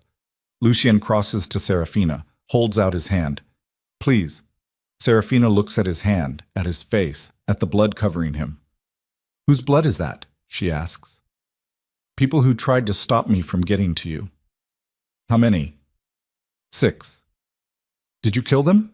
Lucien's expression doesn't change. "Yes." Serafina takes his hand. They run. Outside, a black sedan is idling at the curb. Same driver as always. He throws open the back door. Lucien pushes Serafina inside, climbs in after her. The car is moving before the door closes. "Where are we going?" Serafina asks. "Somewhere Adrian can't follow." Lucien pulls out his phone. Types something fast. "The recording went live 2 hours ago. Every news station is running it. The FBI issued warrants for Adrian and 15 members of his family. But Adrian's not going quietly. He's burning everything, witnesses, evidence, anyone who can connect him to the crimes. He's going to kill me. He's going to try." Lucien looks at her, really looks at her. "But I won't let him." "You already did." The words hang in the air between them. Lucien's jaw tightens. "I thought he'd wait, regroup. I didn't think he'd move on the estate that fast." "You were wrong." "I know. I could have died." "I know." Lucien's voice is rough. "And that's on me. But right now we need to focus on staying alive. Because Adrian's not just coming for you anymore. He's coming for both of us. And he won't stop until we're dead, or he is." The car accelerates. Buildings blur past. They're leaving the town behind, heading back toward the city. "Where are we going?" Serafina asks again. "The Rothmore Hotel, downtown. There's a charity gala tonight. Every major political figure and business leader in the state will be there, including several FBI officials." "Why would we go there?" "Because Adrian will be there too." Lucien's eyes are cold, hard. He still has friends in high places, people who owe him favors. He's going to use the gala to make his case, spin the recording as a fabrication, discredit the evidence. And if we let him do that, everything we've done means nothing. So we're walking into a trap. We're walking into the only place where Adrian can't make us disappear quietly. Lucien leans forward. In front of cameras, in front of witnesses, we expose him completely. No lawyer tricks, no backroom deals. We end this tonight. Serafina's head is spinning. "How?" "You're going to testify. In person. Tell everyone what Adrian did, what he planned to do, and I'm going to make sure he can't run. He'll kill me the second he sees me." Not in a room full of federal agents. Lucian pulls out a tablet, shows her a guest list. Hundreds of names.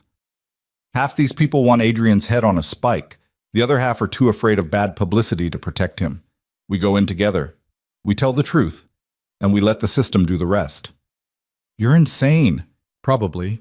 Lucian's smile is sharp. But it's the only move we have left. Adrian thinks he's won because you're running. He thinks I'm scrambling. So we stop running. We go to him. And we finish this. The car turns onto the highway. The city rises ahead of them. Tall buildings, lights. The Rothmore Hotel is a tower of glass and steel in the center of downtown. Serafina can see it from here. I'm not dressed for a gala, she says. It's a stupid thing to focus on. But her brain is short-circuiting. Too much adrenaline. Too much fear. That's been handled. Lucien nods toward a garment bag hanging in the front seat. Marguerite packed everything you'll need. Dress, shoes, makeup. You'll have 30 minutes to get ready once we arrive. And you? I have people waiting with the suit. Lucien looks down at his blood-soaked clothes. I can't exactly walk into the Rothmore looking like I just came from a massacre. Did you? Yes. Serafina closes her eyes. She's so tired. Every part of her hurts. She wants to sleep for a week. Instead, she's about to walk into a ballroom full of the most powerful people in the state and accuse a man of murder. What if this doesn't work? She asks quietly. Then we die. Lucien's voice is matter-of-fact. But we die fighting, not running. The car pulls into the underground parking garage of the Rothmore. The driver parks in a reserved spot. Lucien steps out first, scans the area, nods to 3 men in suits standing near the elevator, his security. Clear, one of them says. Lucien helps Serafina out of the car. She can barely walk. Her ankle is swollen to twice its normal size. One of the security team hands Lucien a cane. For her, he says. Lucien passes it to Serafina. She takes it, leans on it. It helps. A little. They take a service elevator to the 20th floor. A suite has been prepared. Marguerite is waiting inside. She takes one look at Serafina and her expression hardens. 30 minutes, she says. I can work with that. She ushers Serafina into a bathroom.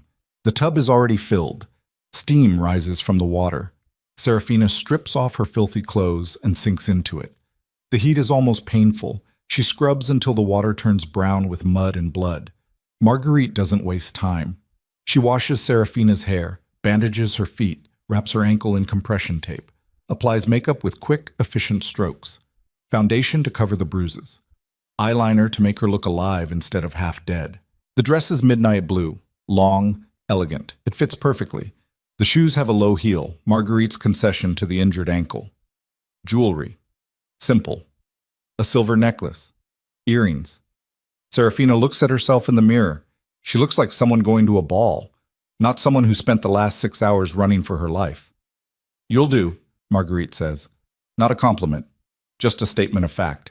Serafina limps back into the main room. Lucien is there. He's changed into a black suit, white shirt, no tie. The cut above his eye has been cleaned and covered with a small bandage. He looks like himself again, controlled, dangerous. Ready? He asks. No. Good. Neither am I. He offers his arm. But we're doing this anyway. Serafina takes it. They walk to the elevator, descend to the ballroom level. The doors open onto a hallway filled with people in evening wear. Diamonds, champagne, laughter. Serafina's heart is pounding so hard she can feel it in her throat. They walk toward the ballroom entrance. 2 security guards stand at the door, checking invitations. Lucien hands over a card. The guard scans it, nods. Mr. Devereaux, welcome. They step inside. The ballroom is massive. Crystal chandeliers hang from a vaulted ceiling. Round tables draped in white linen fill the floor. A stage at the far end where someone is currently speaking into a microphone about charitable contributions. Hundreds of people, maybe more. Serafina scans the crowd, looking for Adrian. He's not here yet, Lucien murmurs. But he will be. He can't afford not to show. Too many important people watching. They find a table near the back. Sit. A waiter appears with champagne. Serafina doesn't drink. Can't. Her hands are shaking too hard. The speech on stage ends. Applause. Someone else takes the microphone. More talk about donations and foundations and making a difference. Then the ballroom doors open. Adrian walks in. He's wearing a tuxedo. His hair is perfect. His smile is perfect. He looks like he just stepped out of a magazine. No sign of the stab wound Serafina gave him. No sign that he's a man with federal warrants out for his arrest. He's surrounded by people. Lawyers, probably. And bodyguards disguised as assistants. His eyes sweep the room. They land on Serafina. He stops walking. For just a second, his mask slips. The smile falters. Something dark flickers across his face. Then he's moving again, straight toward her. "Don't run," Lucian says quietly. "He can't touch you here." Adrian reaches their table, looks down at Serafina, then at Lucien. "This is bold," Adrian says. His voice is pleasant, conversational. "Coming here, after everything." "Funny," Lucien replies. "I was about to say the same thing. A man with federal warrants walking into a room full of law enforcement. That takes either courage or stupidity. The warrants are a misunderstanding. My lawyers are handling it." Adrian's smile widens. "But you wouldn't know anything about that, would you? Since you're the one who fabricated the evidence." "I didn't fabricate anything. I just gave you enough rope to hang yourself." "We'll see what a jury thinks." Adrian looks back at Serafina. "And you look lovely, considering you've been rolling around in the mud like an animal." Serafina stands. The cane helps keep her steady. "You tried to kill me. I tried to find you, to help you. You're clearly having some kind of breakdown. I stabbed you in the leg." Serafina's voice is loud enough that people at nearby tables turn to look. 6 hours ago. In a storage unit, right before you tried to shoot Lucien. Adrian's expression hardens. "You're confused, traumatized. I understand. That's why I'm willing to overlook this little outburst." "I'm not confused." Serafina takes a step toward him. "You killed my parents. You bought my debts and manipulated me into almost marrying you so you could steal evidence they collected against your family. And when I ran, you hunted me. So no, Adrian, I'm not confused. I'm done." The ballroom has gone quiet. Everyone is watching now. Adrian's jaw tightens. "You have no proof."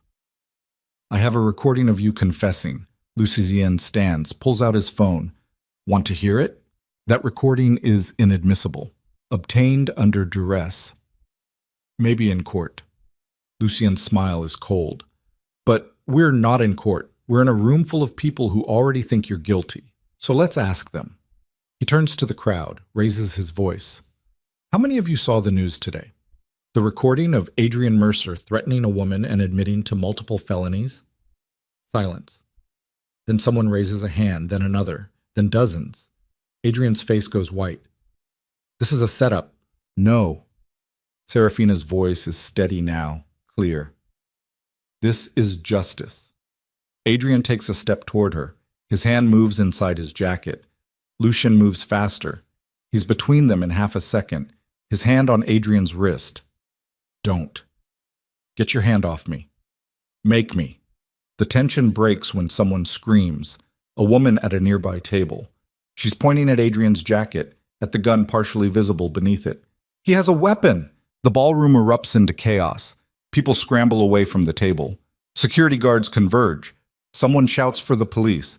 Adrian yanks his hand free from Lucien's grip, pulls the gun, points it at Serafina. "You destroyed everything," he says. His voice is shaking. "My family. My future. Everything." "You destroyed yourself," Serafina says. "Maybe, but I'm taking you with me." His finger tightens on the trigger. Lucien moves, slams into Adrian from the side. The gun goes off. The bullet punches through the chandelier above them. Glass rains down. People scream, run. Lucien and Adrian hit the ground. The gun skitters across the floor. Serafina dives for it. Her hand closes around the grip. She stands, points it at Adrian. He's on his back. Lucien is on top of him, fist drawn back. "Lucien, stop," Serafina says. Lucien freezes, looks at her. "He's not worth it," she says. "Let the law handle him." For a long moment, Lucien doesn't move. Then he stands, steps back. Adrian starts laughing. It's a terrible sound. broken, hysterical. The law. You think the law matters? You think anyone here actually cares about justice? I do, a voice says. A man steps forward from the crowd. Mid-40s, dark suit, FBI badge on his belt. Adrian Mercer, you're under arrest. Adrian's laugh cuts off. He looks at the agent, at Serafina, at the gun in her hand. This isn't over, he says. Yes, Serafina replies. It is. The FBI agent pulls Adrian to his feet, cuffs him, reads him his rights. Other agents appear. They must have been in the crowd the whole time, waiting. Adrian is dragged toward the exit. He doesn't resist, just walks. But his eyes stay on Serafina until he's out of sight. The ballroom is still chaos. Hotel security is trying to calm people down. The police have arrived. Someone's taking statements. Lucien touches Serafina's arm. We should go. Where? Anywhere but here. They slip out through a side exit, make their way back to the service elevator, up to the suite. Inside, Serafina collapses onto the sofa. The gun is still in her hand. She sets it down carefully on the coffee table. It's over, she says. Not a question, a statement. It's over, Lucien confirms. Serafina closes her eyes, feels tears running down her face. She doesn't try to stop them, can't. Lucien sits beside her, doesn't touch her, just sits. After a long time, Serafina opens her eyes. What happens now? Now the FBI builds their case. Adrian goes to trial, his family collapses, and you, Lucien pauses, you get to decide who you want to be. I don't know who that is anymore. Then you have time to figure it out. Serafina looks at him. What about you? I keep fighting. There are still people who helped the Mercers, still corruption to root out. This isn't over for me. It could be. Lucien shakes his head. No, it couldn't. Why not? Because this is all I know. He stands, walks to the window, looks out at the city. I'm not built for peace, Serafina. I'm built for war. That's the saddest thing I've ever heard. Maybe. He turns back to her. But it's the truth. Serafina stands too, limps over to him. They stand side by side, looking out at the lights below. Thank you, she says quietly, for coming back, for saving me. You saved yourself. Lucien's voice is soft. I just made sure you had a chance to.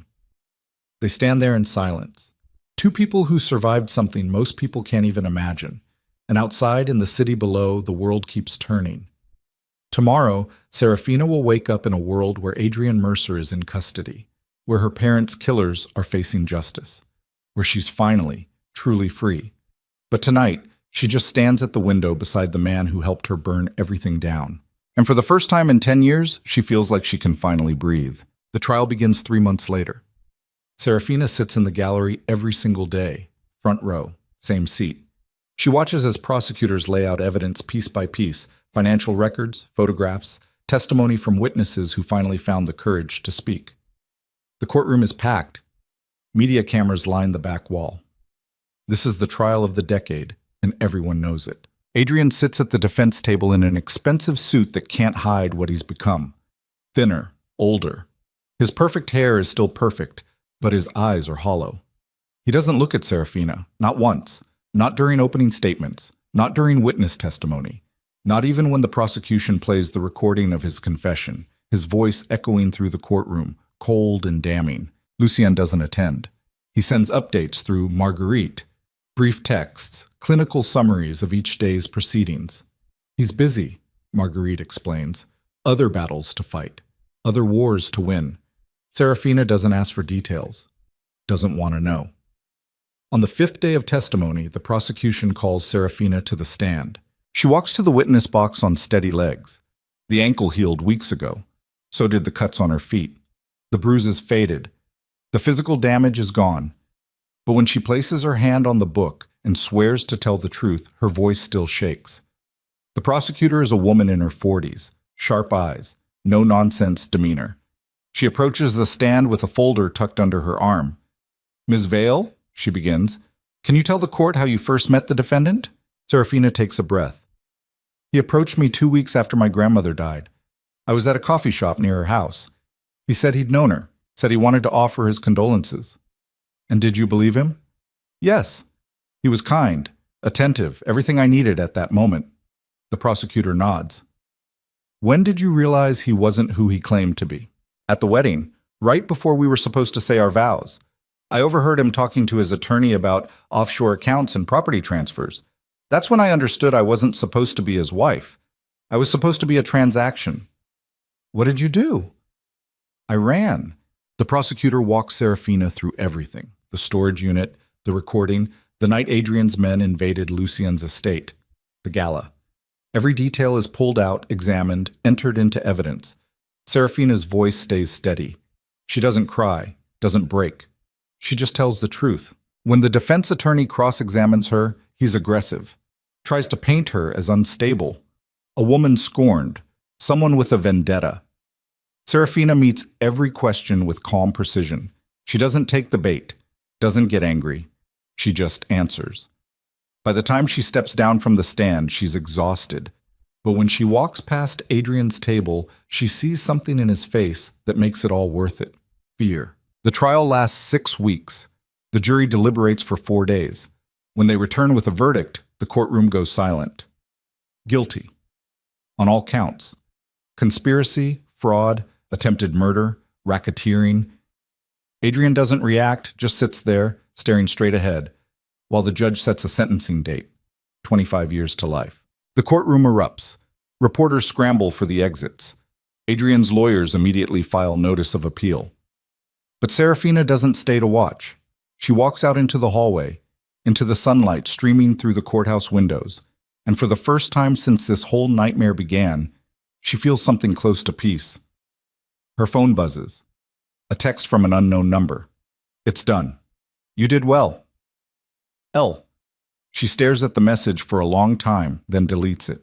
The weeks that follow are strange, quiet. Serafina moves out of the hotel where she's been staying and rents a small apartment in a neighborhood she doesn't know. She buys furniture, plants, things that make a place feel like home instead of just somewhere to sleep. The media attention fades. New scandals replace the old ones. Adrian Mercer's name disappears from headlines.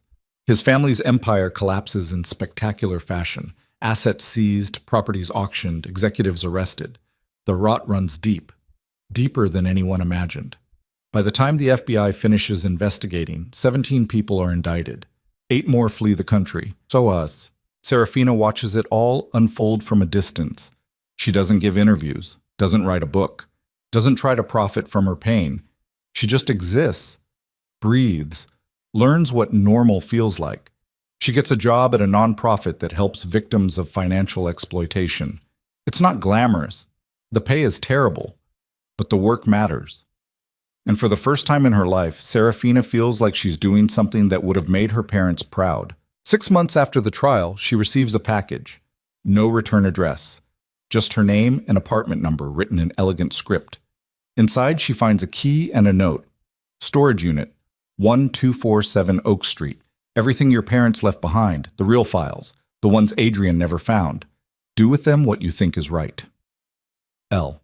Serafina stares at the key, then at the note.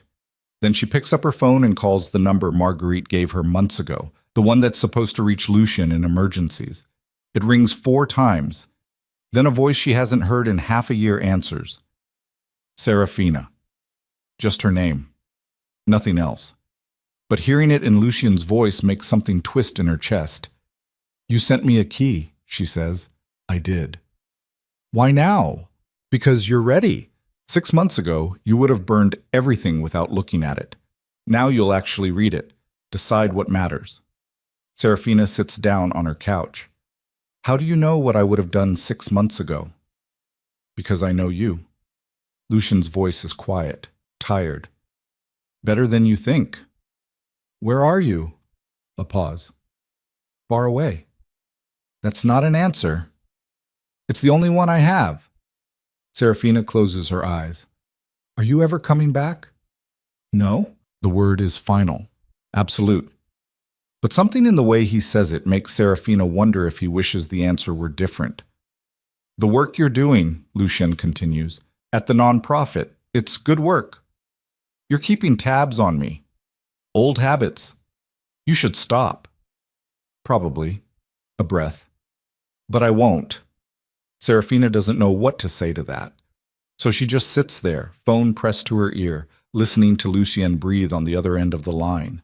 The files in the storage unit, he says, finally, they contain information about other families, other operations, people who helped the Mercers, people who are still out there. And you want me to expose them. I want you to decide. You could hand everything to the FBI, let them handle it, or you could walk away, live your life.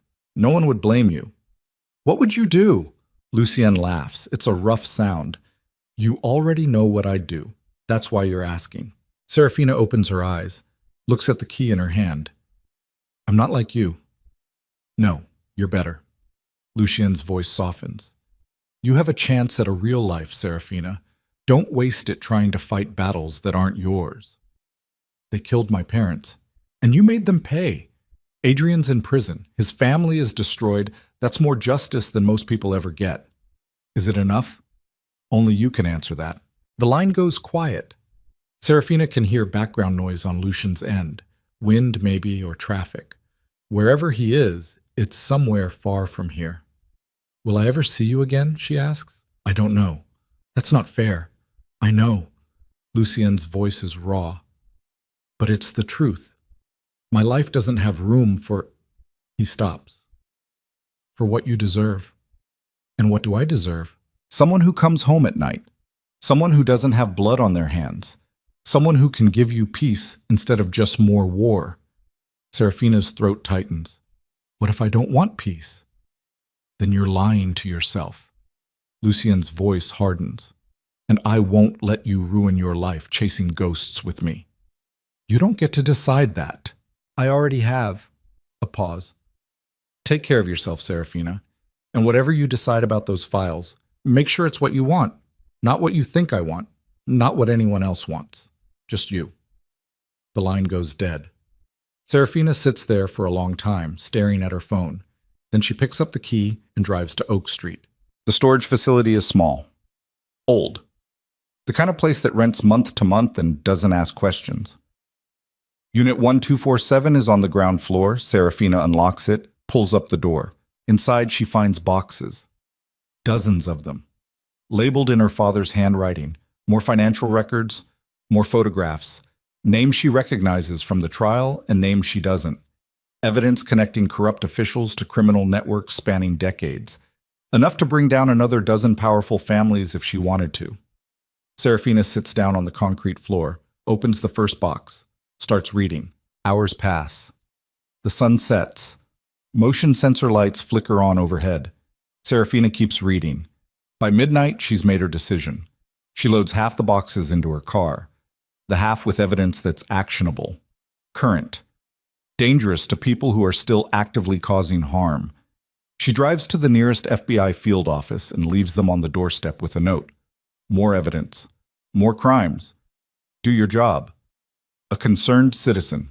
The other half, the older files, the things that are history instead of ongoing operations. She takes back to her apartment. She spends the next week reading through them, learning about her parents, about the risks they took, the sacrifices they made, the fear they must have felt knowing they were fighting people who could destroy them with a phone call. She finds letters. Hidden in the bottom of one box. Letters her father wrote to her mother. Love letters. Letters full of doubt and hope and determination to do the right thing even when it was terrifying. In one letter, dated a week before they died, her father wrote, "If we don't survive this, I hope Serafina understands why we fought. Not because we were brave, we weren't. We were scared every single day. But because some things are worth being scared for. And she's one of them." Serafina cries when she reads that. Really cries. For the first time since her grandmother died. She cries for her parents, for the life they could have had, for all the years she lost with them. And then she dries her eyes, puts the letters in a safe place, and keeps living. A year passes. Serafina is promoted at the nonprofit. She starts speaking at conferences about financial exploitation and recovery. Her story, carefully edited, names removed, becomes a case study in resilience. She helps dozens of people escape situations similar to the one Adrian trapped her in. She makes friends, real ones. People who don't know about the trial or the scandal, people who just know her as Serafina. The woman who works too hard and drinks terrible coffee and laughs too loud at bad jokes. She goes on a few dates. Nothing serious, but it's nice. Feeling normal, feeling like a person instead of a victim or a survivor or whatever label people want to put on her. The FBI uses the evidence she provided to indict 11 more people, 3 trials, 2 plea deals, dozens of arrests. The corruption that started with the Mercers spreads like a cancer through the city's infrastructure, and cutting it out takes years. But it happens. Slowly. Messily. But it happens. Serafina doesn't follow the trials. She already gave her testimony, told her story. She's done looking backward. One evening in late autumn, she's walking home from work when she sees him, Lucien. He's standing across the street, leaning against a lamppost, wearing a dark coat and jeans. He looks different, tired, older, but unmistakably him. Serafina stops walking. Her heart is pounding. She hasn't seen him in over a year, hasn't heard from him since that phone call about the storage unit. Lucien doesn't move, just watches her. Serafina crosses the street, stops a few feet away. "You're back." "Just for tonight." Lucien's voice is rough, like he hasn't used it in a while. "I wanted to see how you were doing." "You could have called." "I know." "But you didn't." "No." Serafina studies him. He looks thinner. There's a new scar on his jaw. His hands are shoved deep in his coat pockets. Everything about him screams exhaustion. "You look like hell," she says. Lucien's mouth twitches, almost a smile. "You look good." "I am good." And it's true. She is. "What about you?" "Still fighting." "Still winning?" Define winning. Lucien's eyes are dark, haunted. "I've taken down 3 more operations in the last year, freed a lot of people, pissed off a lot of dangerous men. But I'm no closer to being done than I was a year ago." "Maybe you're not supposed to be done." "Maybe." He looks away. "I saw you speak, last month, at the conference downtown. I was in the back row." Serafina's breath catches. "You were there?" "Yeah, you were incredible, strong, honest, everything you weren't when we first met. People change. You did more than change." Lucien looks back at her. "You became who you were always supposed to be."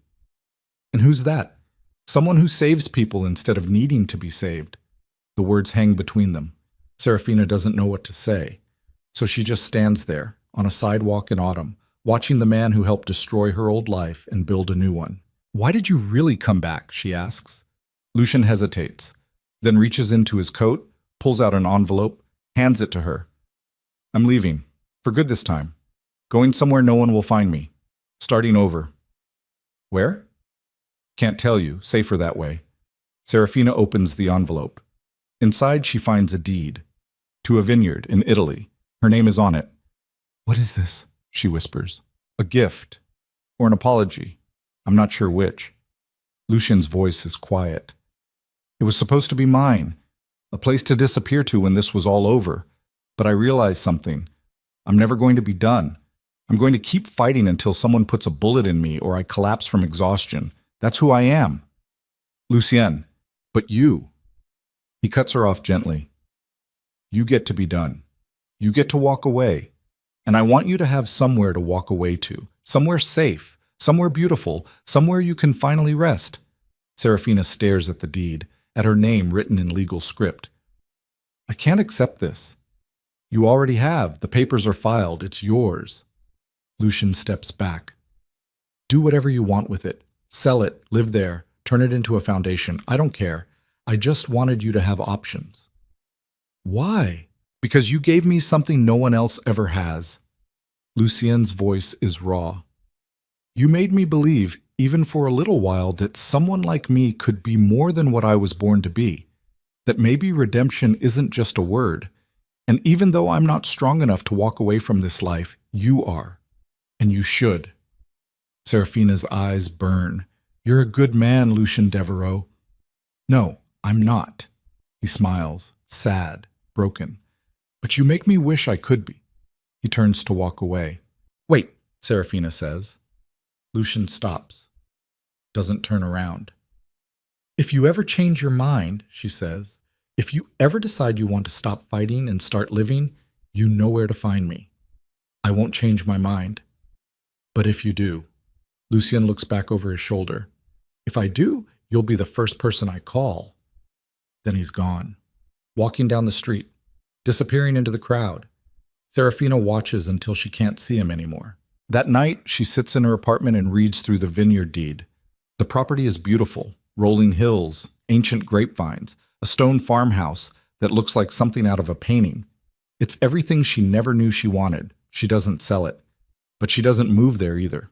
Not yet. Instead, she keeps working, keeps helping people, keeps building a life that matters. But sometimes, late at night when she can't sleep, she thinks about Italy, about vineyards and sunshine and a life without fear. And she wonders if someday she'll be ready for it. 2 years after the trial, Serafina receives a letter. It's from Adrian, postmarked from the federal prison where he's serving his sentence. She almost throws it away without reading it, but something makes her open it. The letter is short, handwritten. Serafina, I know you won't believe this, but I need to say it anyway. I'm sorry. Not for getting caught, not for the trial. I'm sorry for what I did to you, for using you, for trying to turn you into something you were never meant to be. I've had a lot of time to think in here, about my choices, about who I became, and I realize now that you were the only real thing in my life, the only person who looked at me and saw a human being instead of a transaction or a threat. I ruined that. I know I did, and I know you'll never forgive me. I don't deserve forgiveness, but I wanted you to know that watching you testify, watching you stand up and tell the truth, even when it was terrifying, that changed something in me, made me see how far I'd fallen. I don't expect anything from you. I just wanted you to know that you were right, about everything, and I hope someday you find the peace you deserve. Adrian. Serafina reads the letter 3 times. Then she burns it, watches the paper curl and blacken in the flame, watches the ashes scatter. She doesn't forgive him, can't. Some things can't be forgiven, but she lets go of the anger, the hatred, the need for him to suffer. She just lets it all go. And in doing so, she finally sets herself free. 5 years after the trial, Serafina stands in the arrivals terminal of an airport in Rome. She's 31 years old. Her hair's longer. There are lines around her eyes from smiling. She's wearing jeans and a comfortable sweater. She looks like someone who's lived and survived and come out the other side stronger. She picks up her luggage, walks out into the Italian sunshine. A car is waiting. A driver holds a sign with her name on it. "Ms. Vale?" he asks in accented English. "That's me." He loads her bags, drives her through winding roads lined with cypress trees and olive groves. After an hour, they turn onto a narrow lane.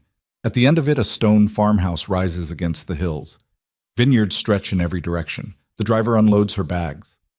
"Welcome home, miss," Serafina tips him, watches him drive away. Then she walks up to the farmhouse, unlocks the door with the key that was included with the deed all those years ago. Inside, the house is perfect, rustic, warm. Someone has been maintaining it, Lucien's people probably. The furniture is simple, comfortable. The kitchen is stocked. Fresh flowers sit in a vase on the dining table. Serafina walks through each room, touches the walls, looks out the windows at the endless rows of grapevines, and for the first time in her entire life, she feels like she's exactly where she's supposed to be. She spends the next few months settling in, learning Italian, meeting the locals, hiring workers to help with the vineyard. She's not a vintner, has no idea how to make wine, but she learns, takes classes, reads books, asks questions. Slowly, the vineyard starts producing again. Not much at first, just a few bottles, but enough. Enough to feel like progress, like building something real. She starts a foundation, uses money from the vineyard sales to fund scholarships for children who lost parents to violence, to financial exploitation, to corruption. She names it after her mother and father. The work is quiet, meaningful, and every day she wakes up grateful. One evening in late summer, she's sitting on the terrace outside the farmhouse, watching the sun set over the hills when she sees a car coming up the lane. An old sedan, dusty. It parks near the house. The door opens. Lucien steps out. He's older, grayer. There's a weariness in the way he moves, but his eyes are the same, storm gray and unreadable. Serafina stands. Her heart is pounding. She hasn't heard from him in 5 years. Didn't know if he was alive or dead. Lucien walks toward her slowly, stops at the bottom of the terrace steps. "Hi," he says. Serafina's throat tightens. "Hi." They stare at each other for a long moment. Then Lucien climbs the steps, stops a few feet away. "I'm done," he says quietly. "The fighting, the war, all of it. I'm done." "What changed?" "I did." Lucien looks out at the vineyard, at the sunset. "I spent 5 years trying to burn down every corrupt system I could find, and I realized something. There's always going to be another system, another fight. If I keep going, I'll die doing it, and I don't want to die anymore." "What do you want?" Lucien looks at her. "I want to stop running. I want to build something instead of destroying things. And I want—" He stops, swallows hard. "I want to see if there's a version of me that's worth knowing, the version you saw, even if I couldn't see it myself." Serafina's eyes burn. "And you think you'll find that here?" "I think if it exists anywhere, it's here with you, if you'll have me." Serafina steps closer, close enough to see the scars, the exhaustion, the hope buried beneath years of violence and regret. "I don't need you to save me," she says. "Not anymore. I know. And I won't wait around while you figure out who you want to be. I wouldn't ask you to. But—" Serafina reaches out, takes his hand. "If you're serious about this, about stopping, about building instead of burning, then yes, I'll have you." Lucien's breath shudders. "I don't deserve you." "Probably not," Serafina smiles. "But you're here anyway, so we'll figure it out." They stand there on the terrace as the sun dips below the horizon, as the sky turns gold and pink and purple, as the vineyard stretches out before them, full of promise and possibility. And for the first time in either of their lives, the future doesn't look like a battlefield. It looks like home. Years pass. The vineyard thrives. Serafina and Lucien work side by side, building something neither of them ever thought they could have. They don't marry right away. Take their time. Learn each other. Learn how to live without fear. The foundation grows. They fund schools, housing projects, support networks for victims of corruption and violence. They use the fortune Lucien accumulated over years of dismantling criminal empires and pour it into something good. Lucien changes. Not completely. He's still guarded, still carries the weight of what he's done. But Serafina watches him soften, watches him learn to smile without it looking like armor, watches him become someone who plants instead of destroys. On a warm evening in spring, 5 years after Lucien arrived at the vineyard, he asks Serafina to marry him. They're standing in the garden, surrounded by flowers. The sun is setting, the air smells like jasmine and wine. "Not because I own you, Lucien says. His voice is steady. "Not because you're leverage or property or anything I need to control, but because you're my partner, my equal, and the only person who ever made me believe I could be something other than what I was." Serafina looks at the ring in his hand. Simple, silver, perfect. "Yes," she says. They marry a month later. Small ceremony. Just a handful of friends.